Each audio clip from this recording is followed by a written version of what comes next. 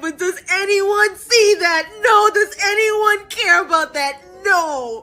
All they see is an aggressive black girl talking. Oh, yeah. What happened to your sheriff? There is powerful niggardry at work here.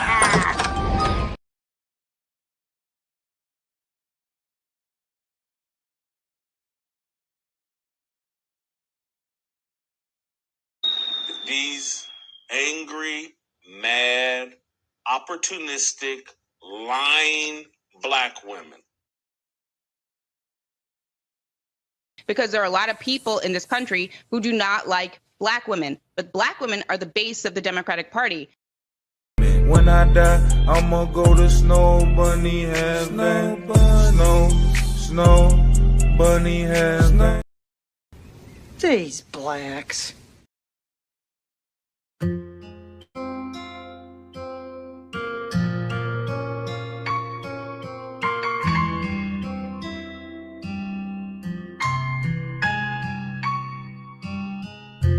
You gave me reason for breathing. You gave me life. Was lost in a world with no meaning. Till you opened my eyes.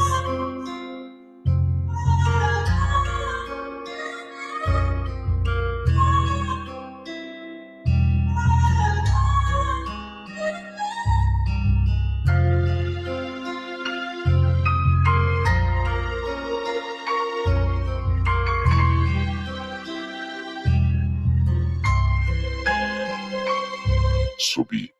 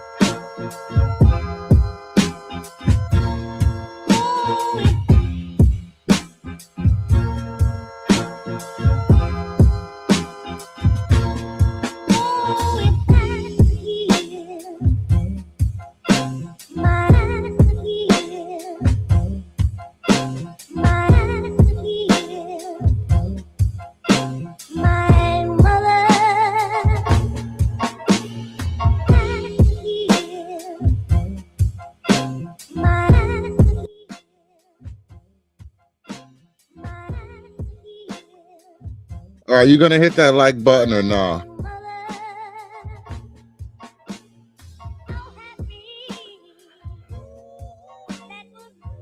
Are you gonna hit the like button or not? Let's go. Come on, people. Let's go.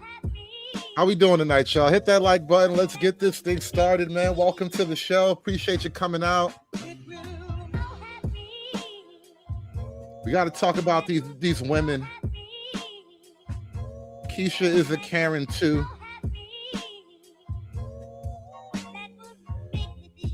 Here's a historical photo of women being crazy. I'm not sure when this is from. This looks like pre-World War I. Spain, maybe. France, maybe. They were always like this, y'all. We got to talk about this shit.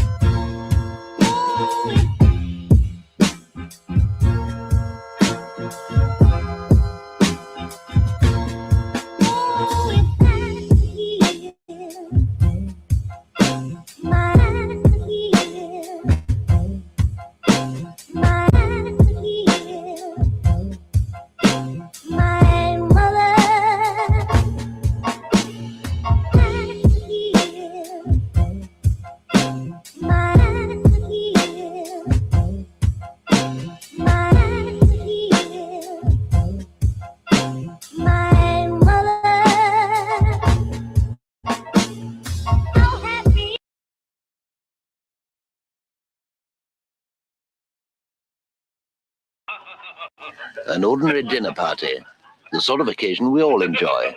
The men are exchanging witty stories. And look at the women, aren't they pretty? Look at the way they laugh. They're delightful. But now the conversation turns to more serious matters. I wonder if the government should return to the gold standard. I think it should. Good. Then we're all agreed. But oh dear, what's this? God damn it. Boys, this is when it all went wrong. One of the women is about to embarrass us all. I think the government should stay off the gold standard so that the pound can reach a level that will keep our exports competitive. Get back in the kitchen.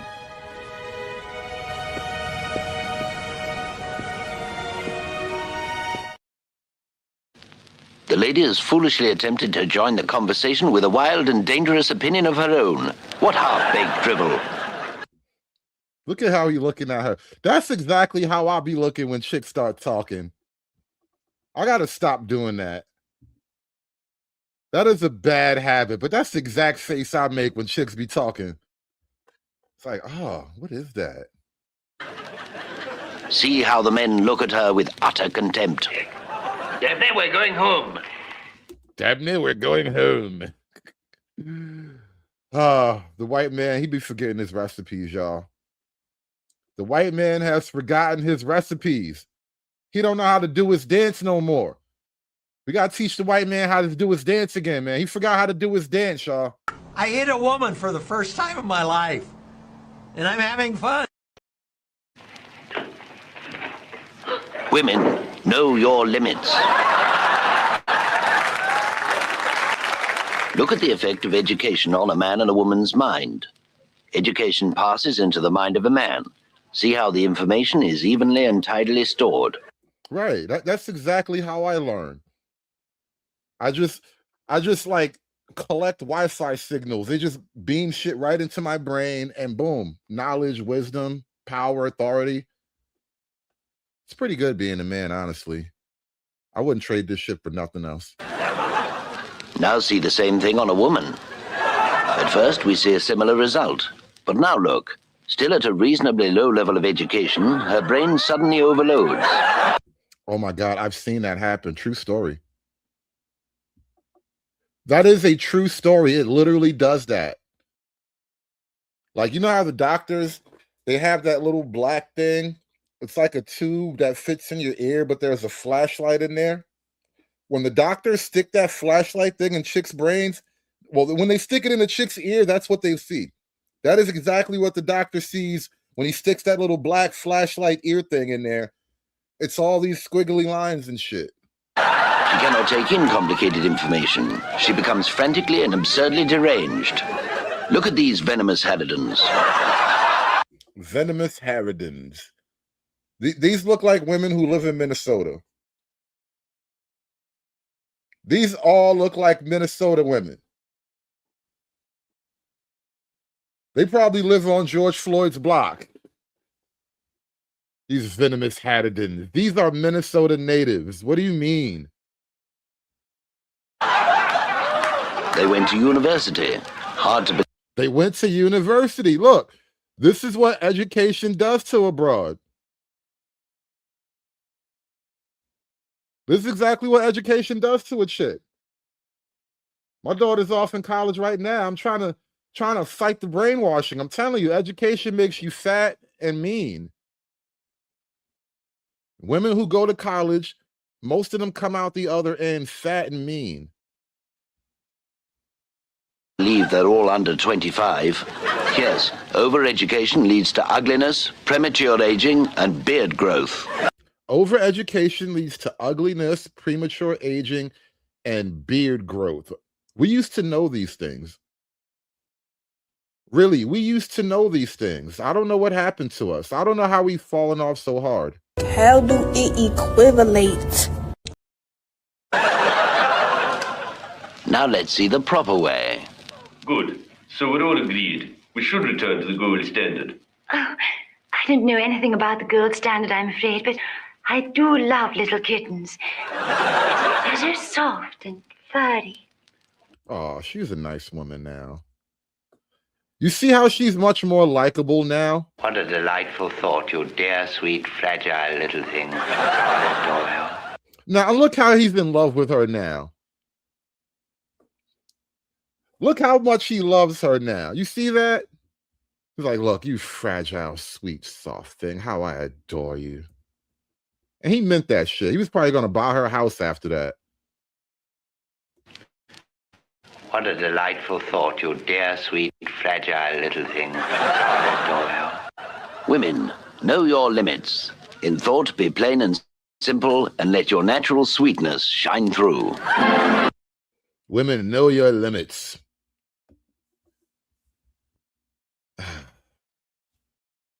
It wasn't much simpler time, though. It really was. Not like this shit we got now. Now it's all messed up. These hoes and gone wild, man. Somebody done left the barn door open. But I am saying that feminization has caused one specific particular problem, and that is wokeness. Like a lot of people, I was baffled by the woke phenomenon. Why did everyone seemingly go crazy all at once in the summer of 2020? It was inexplicable. It seemed to be mass hysteria, genuinely. And the more I thought about what caused it, which is a very important question, because if we know what causes it, we know how to prevent it from happening in the future. I read an article that someone else wrote that put forward a really simple, elegant thesis, which is that wokeness is simply feminine patterns of behavior applied to institutions where women had not been very well represented until recently. So the world has gone woke because women are naturally woke, and we've let women do all the jobs. So now all the jobs have to be woke because women are woke. Women tend to be more consensus-focused, consensus-oriented. Men, when they're approaching a moral question, will ask, what are the facts? What are the rules? Whereas women will say, what are the relationships at play here? How can we make everybody happy? Mm-hmm. How can we reach an outcome that will satisfy all the parties? As opposed to the male perspective of how do we reach an outcome that is just and according to the rules. That sounded a lot like wokeness to me. And the sort of piece that made it all click into place for me was the coincidence of timing. It is the case, just we can all agree as a matter of fact, that a lot of institutions that went woke or were affected by wokeness became demographically female in the last 5 years. Law schools in America turned majority female in 2016, and they've gotten a little bit more female every year since then. I think now it stands at 55, 56%. The New York Times became majority female in its workforce in 2018, which is maybe why it was so susceptible to the fads of wokeness and the internal policing and the Slack revolts that took place internally over there. Medical schools are now majority female. The white collar workforce overall, employees in the United States with college degrees, a majority of them are women. And managers, management positions in the US workforce, 46% female, so almost majority female. So the fact that all of these institutions tipped over to being majority female around the same time that wokeness emerged seemed to me that couldn't possibly be a coincidence. And one of the most consistent psychological differences between men and women is women have a strong impulse of caring, right? Which is exactly, I mean, I'm not somebody who looks to evolutionary biology for the solutions to all human phenomena, but this particular one does seem glaringly Darwinian, right? That women. Now, this is the interesting thing. Women, yes, have a strong impulse toward quote unquote caring, but that urge gets bent and manipulated into ways that look very uncaring. Like the women who care all that deeply for, illegal immigrants and kids in cages are also heavily pro-abortion. See helpless things and they want to take care of them. That is definitely something that Darwin would find a pretty easy explanation for. But that's also something that wokeness can easily weaponize. It means that if you can frame your political issue as a way of caring for some helpless class, then you're golden, right? Minorities are babies. That's right. But that is precisely what's going on at a. And that is how Keisha became a Karen. Because the white women, instead of caring about their own families and their own futures, they gave all that up to care about Keisha, to empower Keisha, so that Keisha can be, so that, Keisha can have whatever it is she thought she never had before. And now we have the Keisha as Karen. I don't know if it's like, what came first, the Karen or the Keisha, the chicken or the egg? Because when you look at feminists and their writings, oftentimes they will almost like admire the matriarchal system of Black America for all the power and freedoms that the women seem to have. Yet it seems like a lot of the power and freedom that these Black women have come directly from their association with feminism and liberal white women. Like, as a matter of policy, women get written into civil rights law so that being a woman gets counted like it's being Black or something. Somehow being a woman is a minority, even though women are technically the majority. All that has led to the woke Keisha. They did it. They did it. They murked a white man, lawfully gun-owning American citizen. Everything they claim to protect, the identities that they uplift in order to oppress other people, the people who look like them that they want to keep and prop up as oppressors, as the ultimate benefactors of white patriarchal privilege, they just murked them. What does that mean? Tides have officially shifted. And that's not to mean that violence has not existed. That does not mean that. But the tides have officially shifted because what they're showing us and telling us is that white supremacy, whiteness, white patriarchal bullshit is so fucking fake. It's so fake that even the people that are born into this, naturalized into this, can be murked if they don't want to uplift it. That there's a caveat to being protected. You have to not just be born into this. You have to subscribe to this belief, so much so that you allow us to do it, or we will get you to. That is when a tide shifts, when society, a country visually sees that the people that this society is saying is a protected class naturally is not anymore naturally protected. It shows the cognitive dissonance. It shows that the shit is made up and fake. I've been saying for months that this moment in history, this moment in time for the United States of America is white folks' reckoning. It is y'all's reckoning more than anybody else's. More than anybody else's. But you have to stand 10 toes down. What standing 10 toes down looks like. How is it white folks' reckoning if white people are fighting white people, then ultimately the winner would be white people, no? Now, I don't know what side of white people that you're on, but I'm on the white side. I'm not on the off-white side. I like the pure white side of white people. I don't know about that funny colored diversity white side. Like, is it might, as terrifying as all this is, it also is making the divide even larger, which means it's making the us even bigger. If folks who are born into a white patriarchal privilege are not protected based off of their morals and ethics and ideologies, and now they're discarded and seen as the other, it makes the us versus them bigger. The us versus them is becoming bigger. As someone who has survived abuse, and it'd be a personal abusive relationship, I bet you have survived abuse. I bet every woman you know has survived abuse. I bet all of you dated the same abusive guy.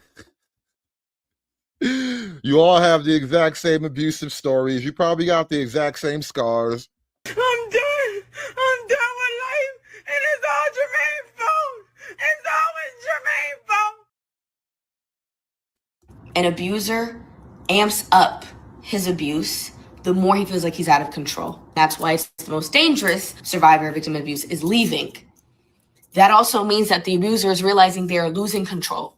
Yes, it could be the most dangerous. Yes, it's the most dangerous. Yes, but the abuser is losing control and the abuser realizes it and they're amping up the tactics. Now, part of the reason why I wanted to focus on the Keisha side of the Karen game is that I realized when you listen to these women talk, when you observe these women in their natural habitat, these women are unworkable. Well, undateable is a better word for it. They're unmanageable.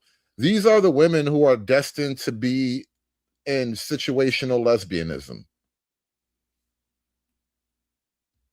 The abuser is the United States of America. It doesn't make it any less terrifying. It doesn't make it any less nerve-wracking.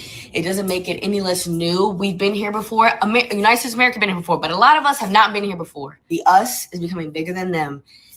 You got to draw a line in the sand, and that line in the sand is getting big and bold. You are either there or here, and even if you believe you're there, if they don't see you as there, they're not going to protect you either. And I know what you guys are thinking. You were trying to ignore the nose ring and look at the titties. Don't. Those are revolutionary titties, all right? You lift those titties up and a bomb goes off. Those are exploding revolutionary titties. Don't trust those titties.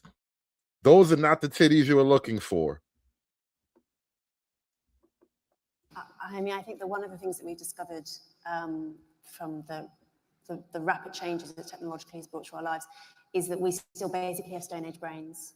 You know, our species spent 95% of its history in hunter-gathering mode, right? Our first and most successful adaptation. There are many important ways in which our minds have not been able to keep pace with technology. The pill is a great example of that. The pill has existed in our lives, in terms of a species, for all 5 minutes. It's an incredibly new thing. And the thing that I continually find from talking to women who have tried their darndest to have sex like men, to pretend that these differences don't exist, is that it makes them utterly miserable. 99% of the time, it makes them utterly miserable. I'd say the same. Women who have sex like men ultimately become miserable. Women who have sex like men ultimately become miserable. That's what the data tells us. Good women are dead. Evil bitches, rise up! And the thing that I continually find from talking to women who have tried their darndest to have sex like men, to pretend that these differences don't exist, is that it makes them utterly miserable.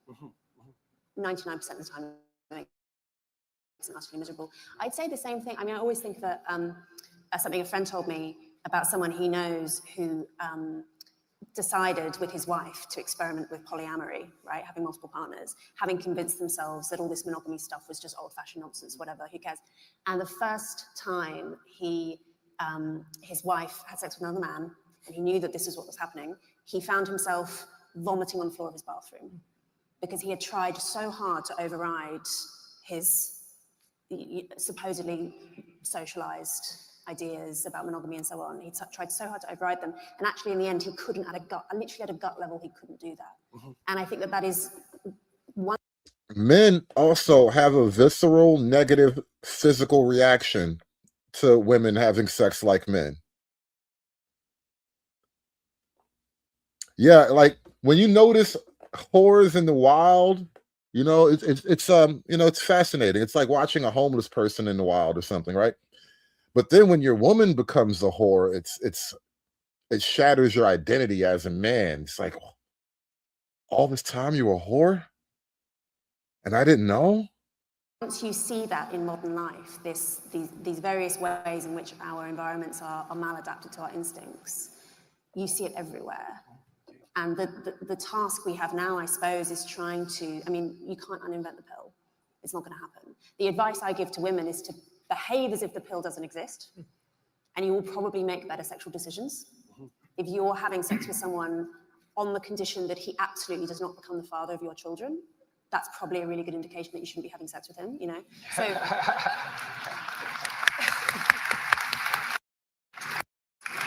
So there is scope for us to be making different. That last line felt like she was talking about black women, but I'm gonna let it go. I'm gonna let it slide, but I swear to God, that last line felt like she was taking a jab at the Keishas, but all right, whatever. Decisions within the very tight constraints in which we find ourselves, and accepting the existence of technology and also accepting that we don't actually have to use it, but the trade-offs are painful.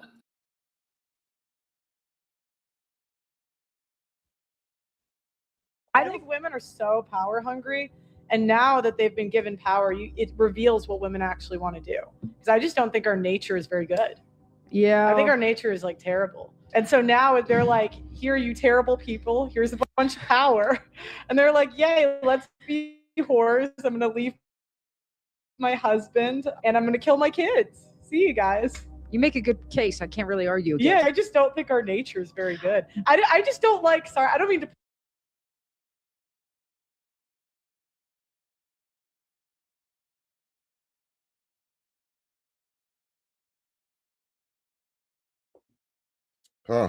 My bad. My apologies, guys. This signal's been terrible today during the weather. No, I don't think most people's nature is very good though. Well, especially women though. I think women's is way worse.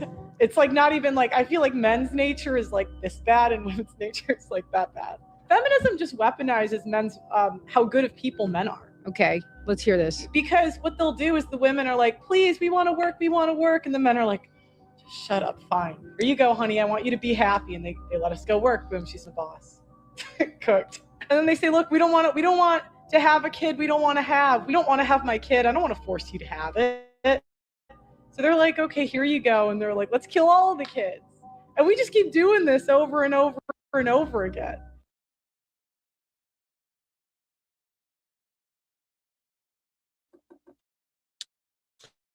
Yeah, maybe women are bad people. You don't want to believe it, but what if it's true though? What if it's true? You know what else I found recently? Taking it back to the Keisha for a minute. A lot of the young Keishas are not feeling rappers liking Trump and all that.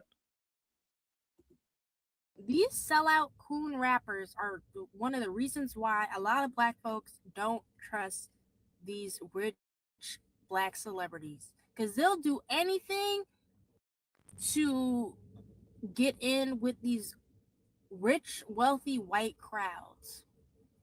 Like Nicki Minaj, 50 Cent. It's over. These sellout coon rappers are one of the reasons why a lot of black folks don't. On an interview, and the way that YoungBoy got his ass on an interview with his slow ass, and I love YoungBoy, but he got me messed up. So yes, he's slow. I'm not supporting anymore. Like you did what you had to do, YoungBoy. I really do appreciate you for making my teen years fun in my 20s, but I'm done. This was my last straw with these black celebrities. I'm done with y'all. Y'all are some fucking sellouts. some sellouts. Y'all will do anything for the white man's money. Anything for some change. All good money ain't good money. Y'all will do anything. Y'all will literally harm the community. Put yourself first. I don't know why we even support these people, y'all, anymore. They don't give a fuck about us. I don't know why we are putting money in their pockets. This nigga went on a fucking platform telling, I know most of the majority of the audience, like, they know who to fucking target, bro. Majority of the audience is young black men. You're telling young black men to apply Trump's ideologies and shit. What the fuck, bro? This shit is sad. This shit is sad, bro. I don't even know why I even continue to even listen to these rappers anymore. Y'all are all some fucking sellouts. Y'all are coons. Just some coons. We don't need to put, y'all, I'm so serious. We don't need to put money in these people's pockets anymore. These black people who constantly let us down and let us know they are not for us. They are for the white people. They don't care about us. They do not. And I'm not going to lie, watching that video of young boy being slow as hell, you're 26, you're literally my age, being slow as fuck on drugs. Like, these are not even the people we need to even be following anymore. Shit, your ass even look drugged out on the damn interview, and then you telling people to fucking listen to Trump. Are you serious? Nicki Minaj already canceled in my book. I'm ready. I'm done with all these black celebrities because y'all show us every day y'all don't care about us. Y'all are some sellouts. Stop putting money in these people's pockets. They need to learn some shit. They need to learn lessons. Young boy, you were better off just being on house arrest, man. You didn't have to do that shit. Now look at your ass. You about to lose some fucking fans, and I'm one of them.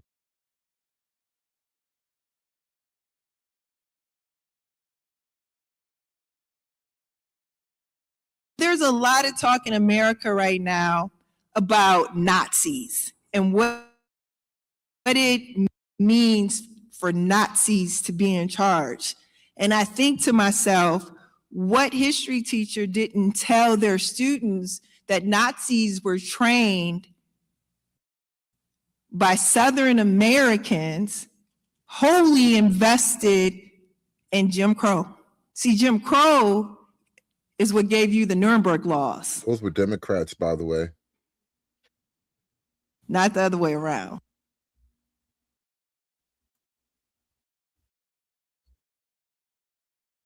In part, what has happened, and I am not the first to say this, but I have been saying it for a long time, is that we have placed the neuroses of women front and center in the American consciousness. And that doesn't mean that we've placed women's interests front and center. Far, far, far from it. We have placed the neuroses of women who are interested in being vocal and active front and center and allowed those neuroses to triumph over reality. And my line of evidence here is this piece. On page 60 of this. We've allowed their neuroses to triumph over reality. I want us to dwell on that for a minute. We're going to come back to this clip because it's a fairly long clip, but we've allowed their neuroses to triumph over reality. Let's hold that in our minds for a moment, y'all. We've allowed their neuroses to triumph over reality. Stories of countless victims brutally slaughtered by AR-15s. Think back to the children at Uvalde who couldn't be identified by anything other than their shoes because their bodies were so badly mangled. Do we really want to be a country where children's bodies are being pulled out of schools mangled because we refuse to take any semblance of action? She thinks an AR-15 can do that. No, we don't want Getting to be shot by an AR-15 is like being eaten by a bear. Country, which is why I commend the efforts of the senators and Congresswoman McBath here today, because while their Republican colleagues are finding new ways to terrorize transgender children in this country, they're actually taking action to make it safer for kids in the United States of America. I have lived with post-traumatic stress disorder for the last almost 6 years of my life. Next Wednesday will mark 6 years since my shooting happened in Colorado. I was a middle schooler. Being a school shooting survivor robbed me of my adolescence. What she's saying is you can't fix her. She could never be fixed. I think there are a lot of women out there who unfortunately can't be fixed. I was in college, I dated a very traditional Christian man who asked me at one point, how do you feel about after you graduated, we just immediately got married and you were a stay-at-home wife and you didn't have to work? I was honestly offended by that question because I was so passionate about this thing that I was getting a degree in that I was just so eager to enter the workforce and do this thing that I loved and get money for it. Fast forward to today, I've graduated, we broke up, I'm now working in the profession of the thing that I got a degree in, and I changed my mind. I changed my mind. I don't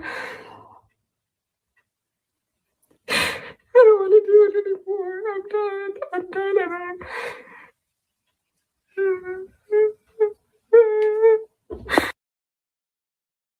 Front and center and allowed those neuroses to triumph over reality.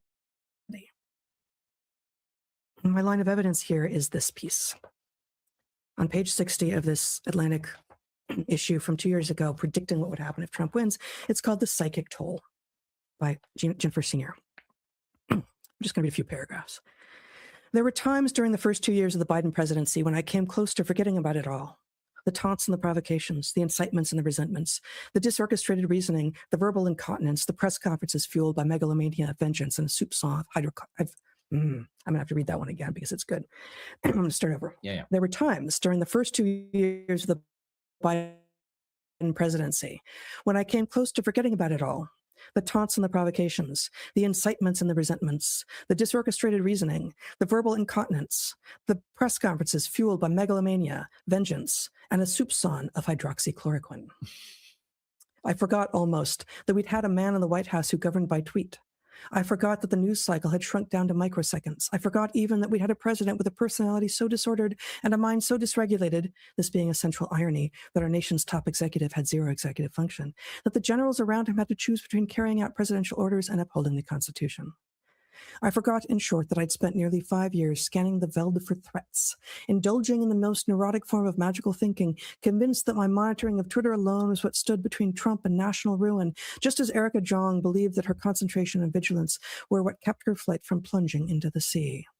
Say what you want about Joe Biden. He's allowed us to go days at a time without remembering he's there. But now here we are, faced with the prospect of a Trump restoration. We've already seen the cruelty and chaos that having a malignant narcissist in the Oval Office entails. What will happen to the American psyche if he wins again? What will happen if we have to live in fight or flight mode for 4 more years and possibly far beyond? This is on you, okay? Your neurosis is your problem. Neuroticism is more common in women than in men. It's one of the big 5 personality traits, and it's one of the things that is highly sexed, okay? Liberalism only exacerbates the natural neurotic tendencies that women seem to have. And I would argue, I'm putting forward my hypothesis that this has affected Black women particularly acutely. Legality no longer matters when there's a pedophile man-child in the White House. At the end of the day, the United States of America is an illegitimate colony on stolen land. So nobody, no person can be illegal on an illegitimate colony that is on stolen land. The US of A should not exist. The imaginary state should not exist. Australia should not exist. Any illegitimate colony should not exist and morally should be destroyed. If you find yourself Based on what moral law? What law are you basing your morality on? Notice the multiple nose piercings. There's just a lot of metal in the nose. Unfixable, y'all. Can't be fixed. Just gonna have to throw it in the scrap pile. advocating for the borders of an illegitimate country over the humanity and the lives of people, you are on the wrong side of history. You need to change that shit up now.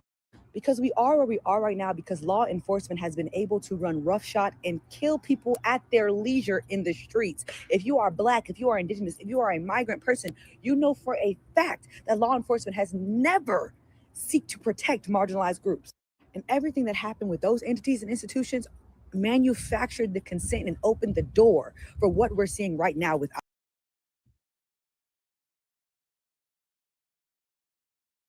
Whoa, whoa, whoa, whoa. That was not supposed to happen.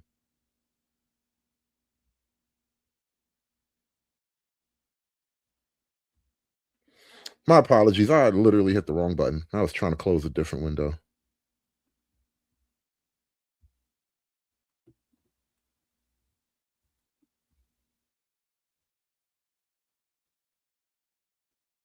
Today, the United States of America is an illegitimate colony on stolen land.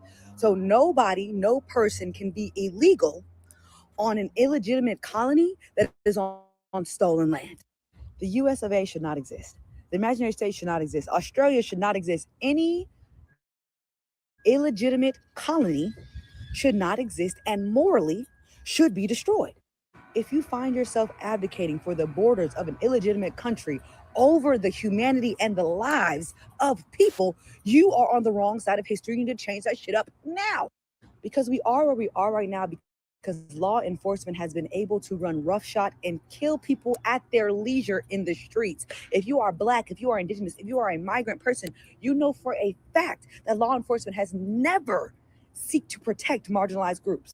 And everything that happened with those entities and institutions manufactured the consent and opened the door for what we're seeing right now with ICE.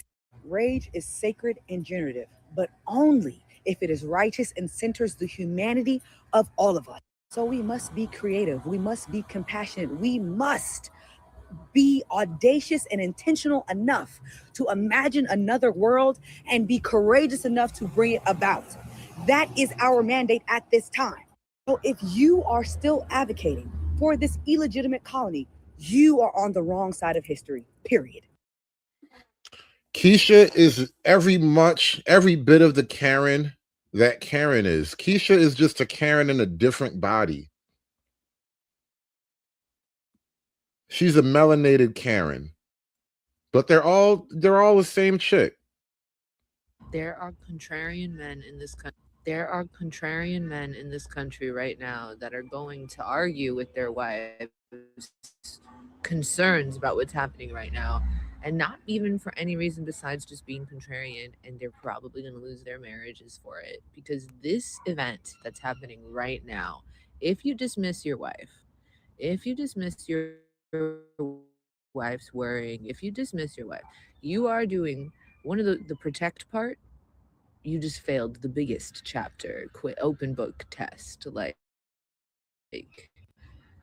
I'm so happy that I have a husband that understands how big of a deal this is and is ready and willing to do anything that and prepare. And I know I'm lucky, and there's a lot of people that are living with a man, and the man does not get why they're worried. The man does not think this is a big deal. The man will go, but this isn't happening to you in your life. You just failed the test.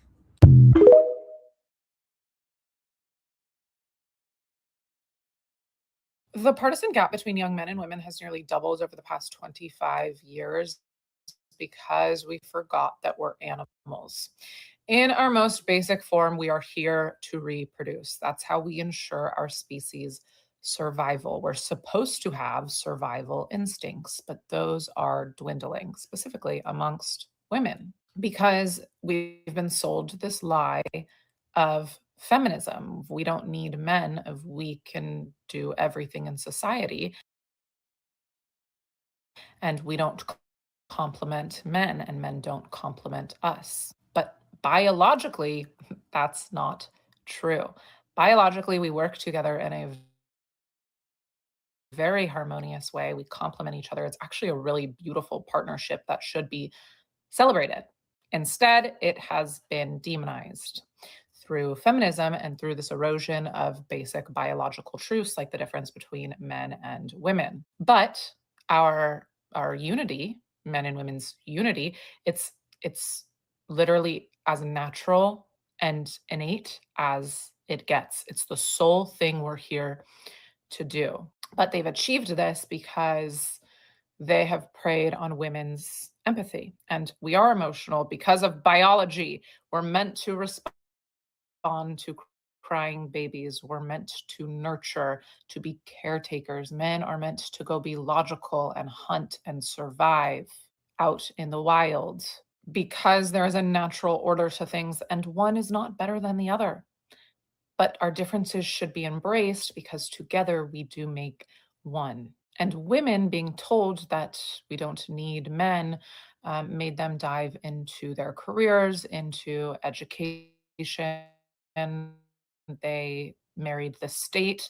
And since women do have this biological need to care, we've been manipulated by our emotions politically, as in more recent years, the algorithm has cherry picked stories that tug on our emotions. And then men have reacted to this change and are becoming less reliant and celebratory of women's strengths. And I think there's probably a growing resentment. But this is what happens when we forget who we are and why we're here. We are animals here to reproduce and then hopefully work to make the lives of future generations better.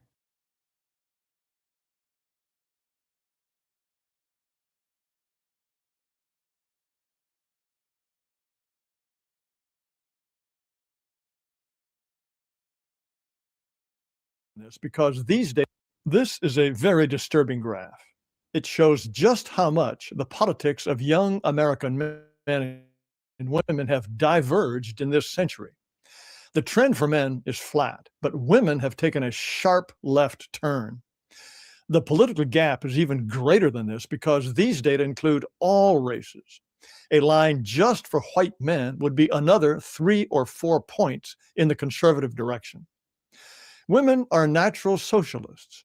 They evolved as the key member of the one group that always has to operate according to the Marxist slogan, from each according to his ability to each according to his need. That's the family. Babies die without care and love. Women evolved to care and love. How bad is the female swing to the left? There was a massive 2023 survey of 10,500 students at the University of Wisconsin. Here are the percentages who think expressing views perceived as offensive can be seen as an act of violence towards vulnerable people. Start at the left with men and women. Nearly 38% of women, twice the percentage of men, think a point of view can be like a punch in the nose. Women literally treat disagreements like a physical attack. Emotionally, that's how they perceive it, like you just punched them in the face. The respondents were 85% white, so distortions from including non-whites are small. There are other interesting categories, but look over at the green columns, whites versus non-whites. More non-whites than whites think views can be violent, but at 37.2%, the percentage of non-white loonies is smaller than the percentage of female loonies. The yellow bars to the right show that humanities and social sciences, where you find the most women, are heavily loony. As for the purple bars on the right, 58.1% of the most liberal students think saying something can be violence. But at the very right, even 9.9% of very conservative students think so. But the main point here is the huge sex difference. Who thinks students should report an instructor who says something that some students feel causes harm? Look at those girls on the left. 52.6% would rat out a prof. The very liberal students on the right in purple look like they can't wait to pounce on a teacher for saying something that some students felt causes harm. Why is there a big and growing sex difference? Journalist Helen Andrews wrote about this in an article in Compact called The Great Feminization. She argues that lefty insanity has one main cause. Cancel culture is simply what women do whenever there are enough of them. Everything you think of as wokeness is simply an epiphenomenon of demographic feminization. It's nothing more than feminine patterns of behavior applied to institutions where women were few in number until recently. I think there's more to it, but Helen Andrews cites important sex differences. Men can disagree fiercely, but still work together. They can battle each other in court or in the ring, and then go out for a drink together. Women hold grudges. Even female monkeys hold grudges against each other. Miss Andrews says women evolved to solve conflicts not openly or through tests of strength, but by undermining and ostracizing each other. And women now dominate universities. They've also poured into law schools and journalism. Once there are enough of them, they run things according to squishy emotion rather than hard facts, and they stamp out dissent. That's what we saw in those student attitudes. Women are the ones who want to ban ideas that might hurt feelings. Feminized college turns young women into hard lefties, and feminized media keep them that way. College and the media are ruining the women. Feminized college and feminized media essentially cripple their minds.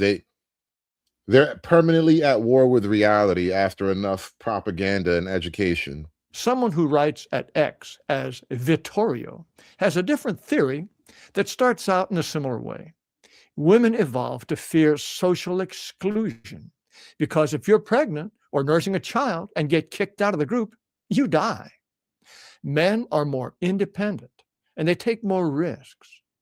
Also, in every culture ever studied, men have a higher tolerance for disagreement.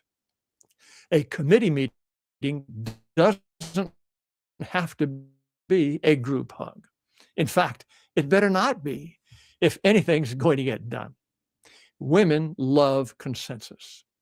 And Vittorio argues that social media are the biggest, most ruthless consensus machines ever built.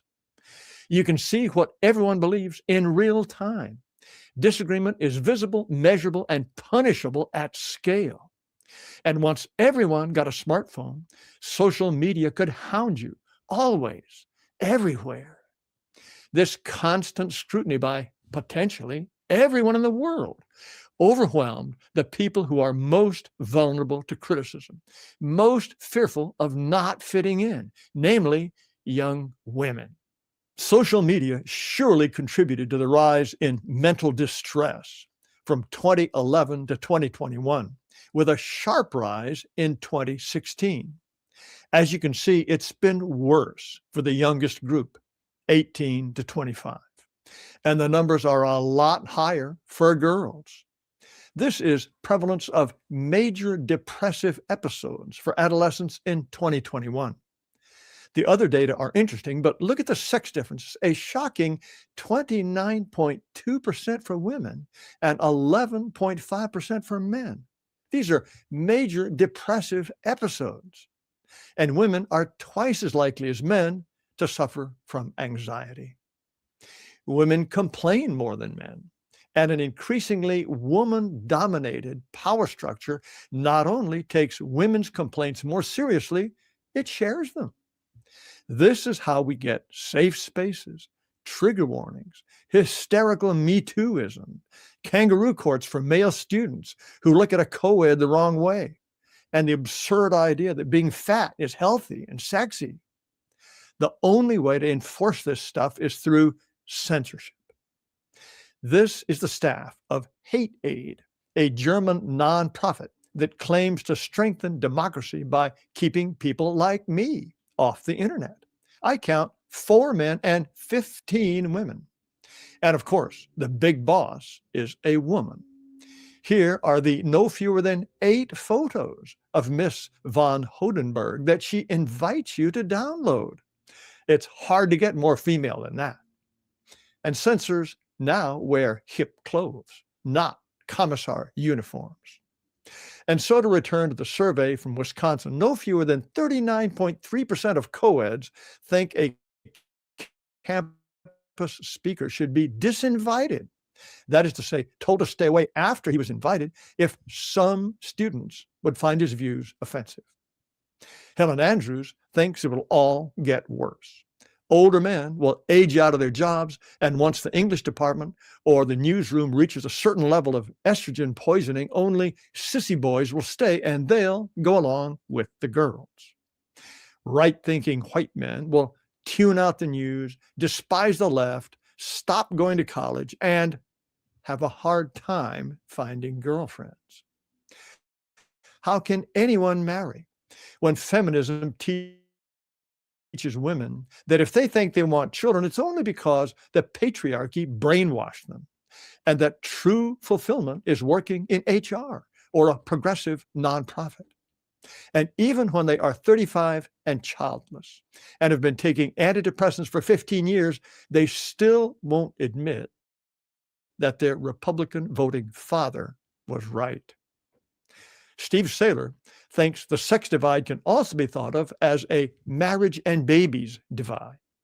Married white women are a lot more likely to vote Republican, especially once they have children. They start caring about schools, policing, lower taxes, traditional values. And in 2024, 56% of white married women voted Trump. That's pretty close to the 59% of white men who did. Single white women voted only 47% for Trump. But the tragedy remains for young white men today. Traditionally, it was women who wanted to marry and have children. Now it's white men who want to have families and rear happy, proud children. You know, as much as Jared is speaking on behalf of young white men and white people in general, the problem that he's laying out, I can't help but to feel like he's speaking to Black America in its own way. There's a microcosm of the problem still, but Black America is suffering from the exact same problems. And many can't find healthy-minded women. Many women do return to good health once they become mothers, but for now, a lot of them are just impossible. It's understandable why so many white men lash out at liberal women, but they are victims of a sick and cruel system, a system that hijacked the best part of their nature, their kindness and their caring, and turned it against everything that it is also in their nature to love, their men, their families, and their race. Sometimes destructive forms of insanity fall out of fashion. Trans identification really is in free fall. Same for non-binary. Let's hope single white women begin to come to their senses. But let's also hope single Black women begin to come to their senses as well. But really, though, it's the white women. It's just so many of y'all broads. We got to get a hold of that shit. It's crazy. There was a study done where men and women were hooked up to brain scanners as they watched people play a game. They got to see whether the people playing the game were playing fairly or whether they were cheating at the game. And the people playing were connected to electric shock machines. So electric shocks would go into these people as they were playing, and they would measure the brains of the men and women watching. So every time a player that was playing fairly got an electric shock, both men and women's empathy centers lit up. Whenever an electric shock would go into a person that was cheating, women's empathy centers lit up just the same as with the fair playing person, but men's empathy centers did not light up at all. Actually, their pleasure center lit up. Super key psychological distinction between men and women. To make it plain for you guys, psychologically, women feel empathy for somebody who gets punished for their crime. Men feel pleasure or satisfaction watching somebody get punished for their crime. We have a primal righteousness to us that women simply don't match most of the time. As a general rule of thumb, this is one of the core differences between men and women. And here's another example of how this is becoming something shocking, the differences between us two. talked about the rise of assassination culture in America. We've talked about it on this show for months. And sadly, it appears to be getting worse. And here's the notable part, especially among women. A new study looked at tolerance for political violence, not intent to carry it out, but tolerance of assassination.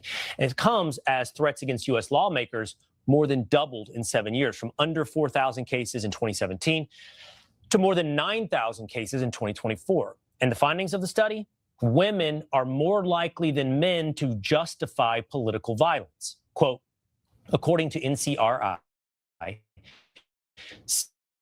67% of left of center respondents saw murder as justified, compared to 54% on the right. A year ago, left of center support was at 56%. Women overall were about 15% more likely to support assassination culture.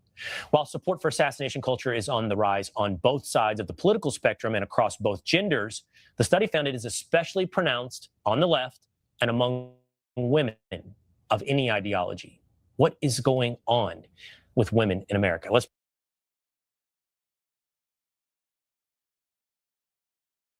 What is going on with women in America? Good question.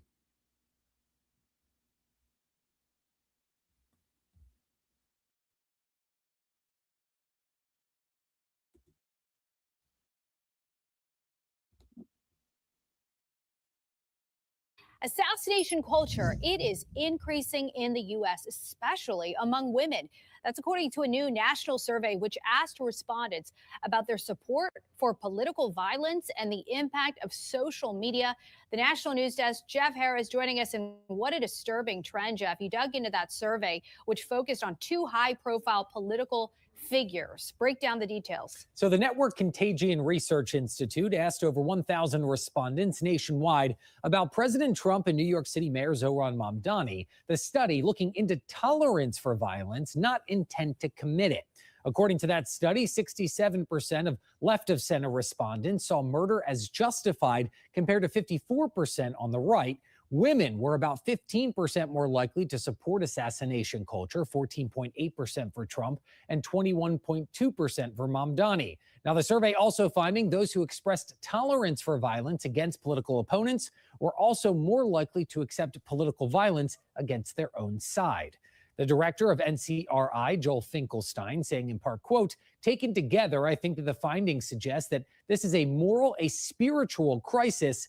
It's not a partisan one, and we need to treat it that way. Finkelstein adding, across the board, older respondents were less likely to condone political assassination, and the group least likely to approve it is conservative males, then, or the most likely, liberal women. In response to the survey, a White House spokesperson telling Fox News Digital the violent rhetoric simply just needs to end, particularly how the far left talks about conservatives. As of tonight, Mamdani has yet to respond or issue a statement.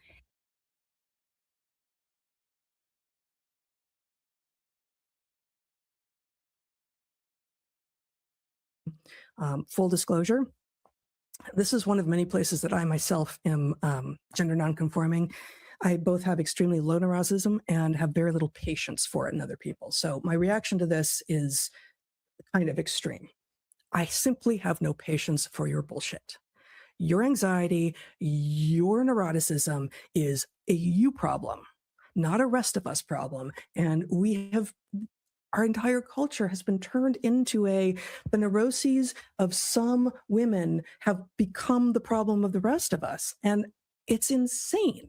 It's just insane. So just neuroticism is broadly speaking, having a negative reaction to events as they happen, tending towards negative emotions rather than positive ones. So things like fear, anxiety, anger, and sadness. People high in neuroticism are more likely to have negative interpretations of events, greater difficulty dealing with stress. They're more likely to lash out at others and conclude that ordinary situations are impossible or untenable. So, of course, women who are on average higher in neuroticism are going to be more likely to view what they already see as a negative as world ending. The sky is falling. But it's in their power, your power. You are the individual who's experiencing this. It is in your power to reframe your response to it. And that doesn't mean that you may not want to make change in the world, but your neuroticism enough that it actually shows up in the Atlantic's issue about what will happen if Trump wins? We're all going to have a psychic toll. We're all going to be neurotic. No, we're not. A lot of these women, the Black ones especially, they have a deep neurotic condition that just can't be fixed. This is the woman who kind of sparked my idea for the show tonight when I said Black women are Karens too. I'm almost 95% sure this person was born female. I want people to understand how traumatic the situation in Minneapolis feels. Like, I am sitting in my living room and there's like I have large floor to ceiling windows in here. And every car that passes, because I live on sort of a major street, I'm like, is it ice? I'm just like, is it okay? Nope, not ice. Okay. There was a car this morning that was just idling in front of my neighbor's house, and I just sat at the window because I was like, because it was kind of like an ice car. It was a kind of car that ice be driving. So I was like, is it I? And so I just sat there and watched, and it was just like a dude who was like walking back for something. I was like, oh, okay, it's cool. I hear squealing brakes. The sound of squealing brakes sounds like whistles. And so there's been a couple of mornings where like a school bus has gone by and I've heard squealing brakes, and I'm like, and it puts me into like fight or flight, because I'm like, what? Okay, no, it's just I'm driving around. Oh, see. Literally, hold on, hold on. A big ass Suburban with non-Minnesota plates just pulled up and like idled, and I was, it's fucking traumatic, bitch. Every time I go out, which is not a lot, what's this car doing? I rolled up on a car. I was driving the other day. I rolled up on a car that had deep dark tinted windows, and I just pulled up beside him and was just looking inside. Like, this shit is traumatic, bitch. It is hard to describe the way that I feel like my brain and my body have been rewired by this experience. Now, everything that was Heather Hying speaking previously, the white lady talking about neuroticism. Everything she was reading from that Atlantic journal, you thought you were reading the words of a white woman, a Karen, right? But here you have what is arguably a Black woman, a Black female at the very least. Might not be a woman, but it's still a female. And this is exactly what the Karen was talking about. You were acting out Karen's neuroticism. It is hard to describe the way that I feel like my brain and my body have been rewired by this experience, because it's like you are just constantly on the lookout for danger, an active threat, and it just feels like, and you can feel it. It's palpable. Everybody can feel it. You walk into a store and it's just quiet. People are just, it is fucking, it's eerie and it's scary and it's fucking terrifying.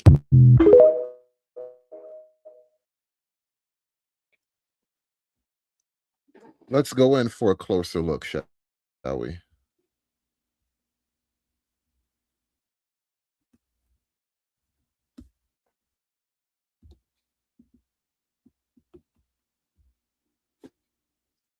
Okay, this message is for other Black American people.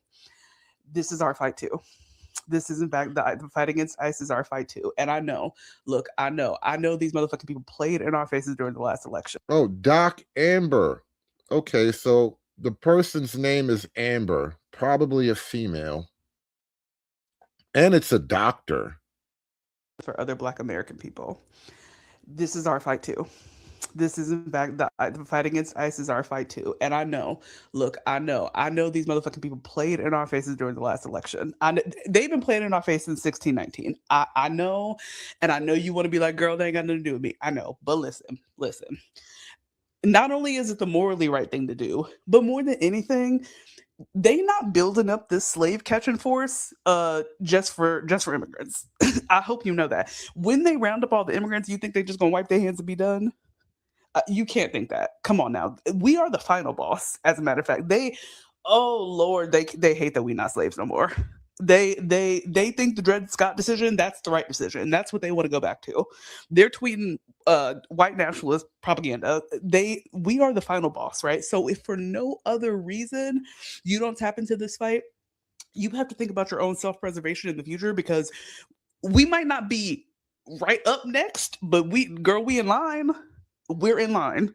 They don't care nothing about how long we done been here, that we built this whole shit. They don't care. And again, I know the other people of color be playing. They play in our face. They play in our face. They steal our shit, and then they act like we ain't got no culture. I know, girl. I know the 92%ers. I know, girl. But this is your fight too. This is because once they're done with them, where you think they're going next? So tap in. Okay, this message is for other. We definitely need to put you in a box and ship you off somewhere, but it has nothing to do with you being black. Tim Walz did a live emergency address tonight in prime time, and I watched. Real quick. Shout out to Bluff City Nerd with the $2 super chat.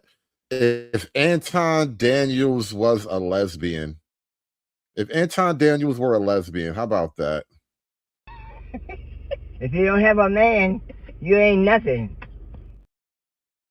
Good women are dead. Evil bitches, rise up! I was like, okay, are we fighting back? What are we doing? And he said, hey guys, I know that ICE is here. I know that they are indiscriminately brutalizing and kidnapping your neighbors. They are doing door-to-doors. They are going door-to-door. They have the entire city under occupation.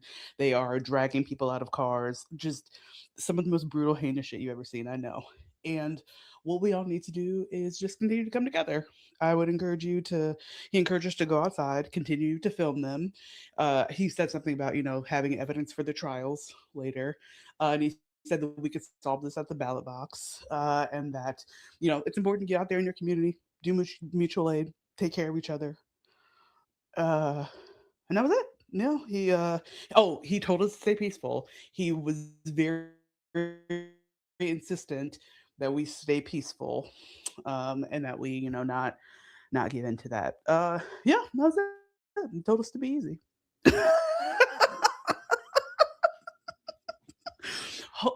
Minneapolis is under federal occupation, and our governor got on television tonight and said, y'all, hey, it's on you.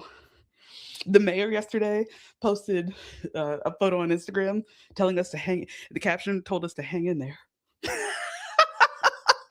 Okay. All right. Tim Walz did a live emergency address tonight.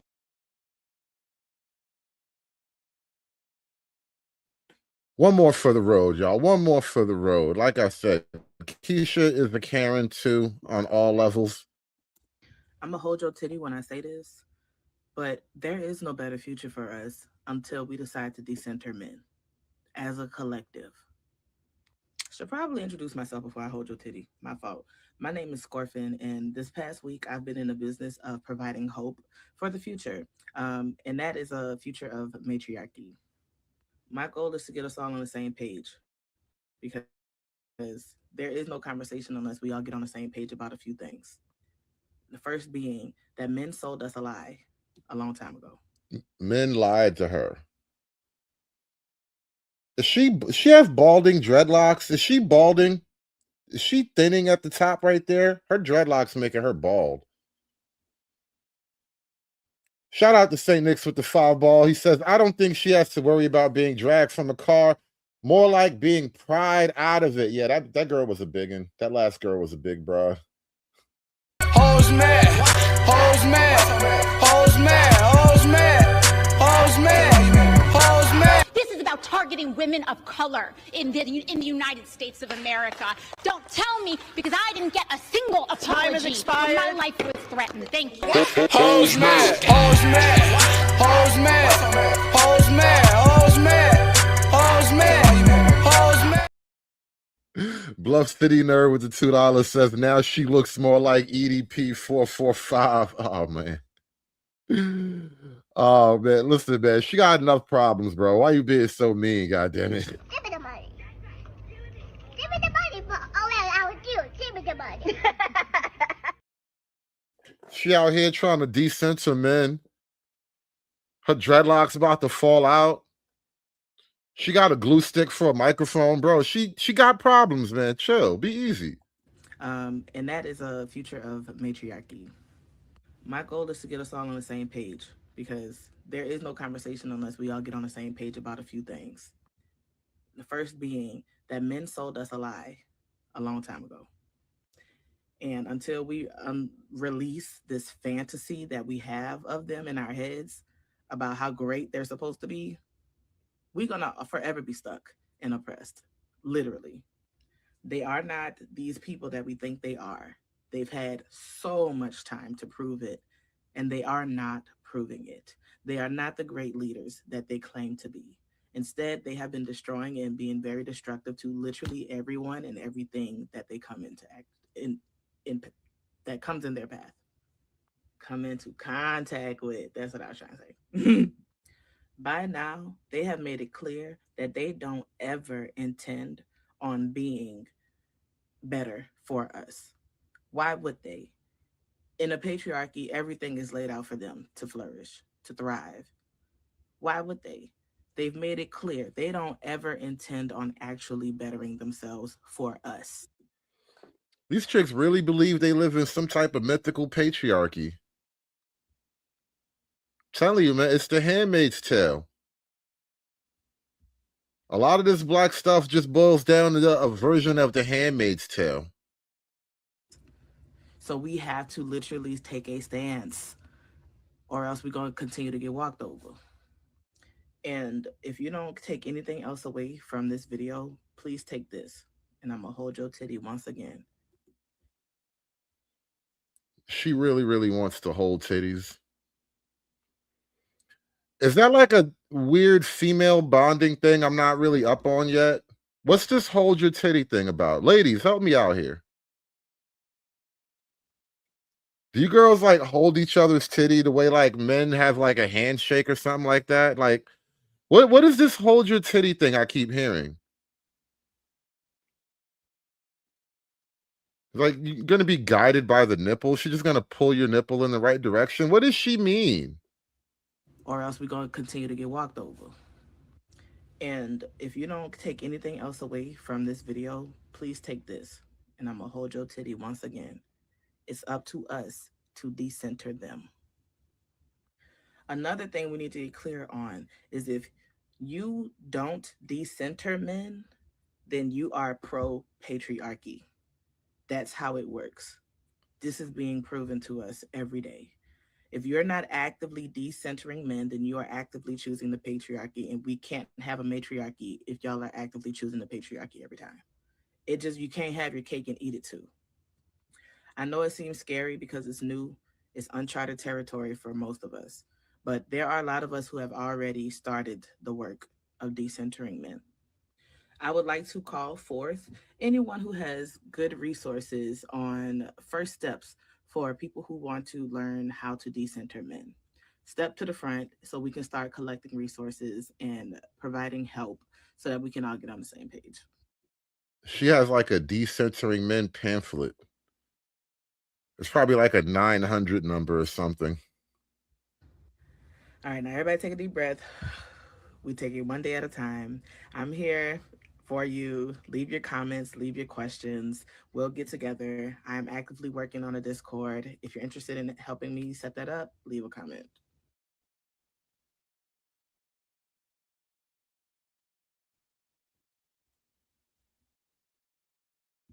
What Black people have been telling you.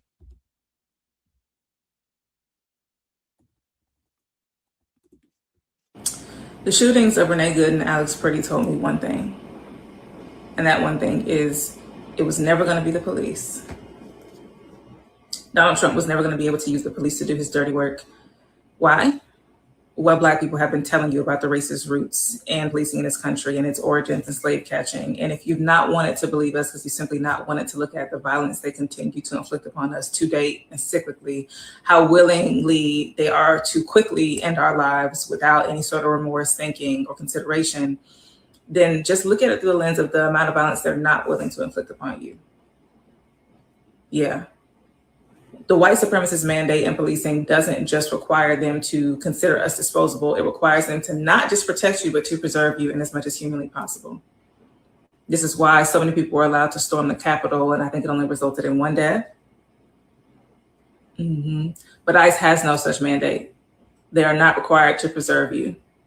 They are a new institution, Gestapo, thugs, slave catchers, whatever you want to call them. They are a new force that Donald Trump needed to use that was not already predisposed to protecting white people, because they need to be able to take out any white people that were not willing to comply, because those white people are no longer deserving of protection or preservation. And what this reveals to all of us is that white supremacy has always been fascism, but racism just wasn't serious enough because it was fascism that only affected a little bit of people. Yay, fascism beats racism. Yay. I don't even know what the hell you talk about. I don't even know what the hell that was about. These chicks just be talking crazy, y'all. They just be saying words. They don't even know what the words mean. You had a daughter. Would you rather her be in the woods with a man or a bear? A man. Why would you not rather her be in the woods with a bear? Well, is it because a bear will kill her and eat her for a fact? That's for a fact. That's not for a fact. That is Not for a all fact. bears kill and eat. And if you avoid the bear, but like, why is the man in the woods? What is the man doing in the woods? What is my daughter doing in the woods? What is my daughter doing in the woods? It's just the whole thing is like, if a man is in the woods and you're in the woods, he probably has ill intentions towards you, whereas a bear is just acting off of Was there like instinct. a pretext? You don't know anything about the guy. I'd rather this 12,000-pound animal with teeth and claws. I'd rather be in there because you can't just trust all men. I'd rather be in the woods with a bear than a guy. There's a small percentage of men that do bad things, but women generalize all men doing bad things, most men doing bad things, when it's really a small percentage. If you get 100 guys in the room, one of those guys might be a creep.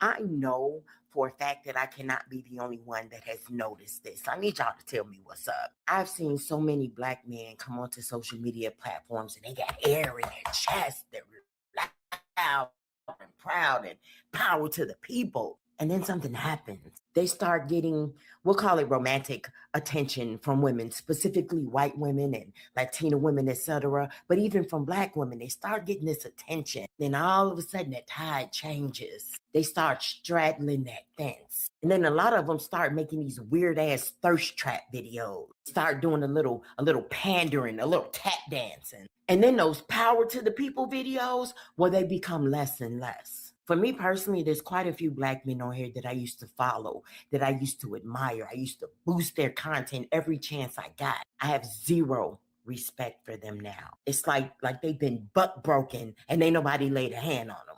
If this was slavery time, they would be house niggas now.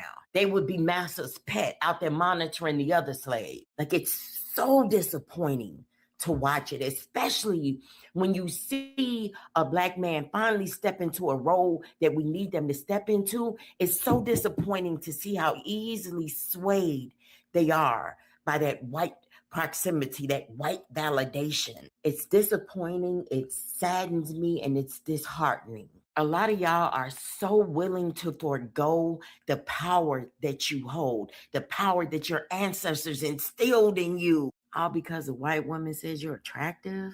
All because they said you're well-spoken? Which is an insult in and of itself? What did you ever really stand for then? At this point, just grab your tap dancing shoes and get the fuck on, man. I need y'all to get y'all shit and get the fuck on. And let the black men that's really out here trying to do some shit, let them take your spot. Let them step in and do what needs to be done. Get the fuck out the way, because that's what you are. You're in the way. You're in the way of progress. You're in the way of us rebuilding. You're in the fucking way.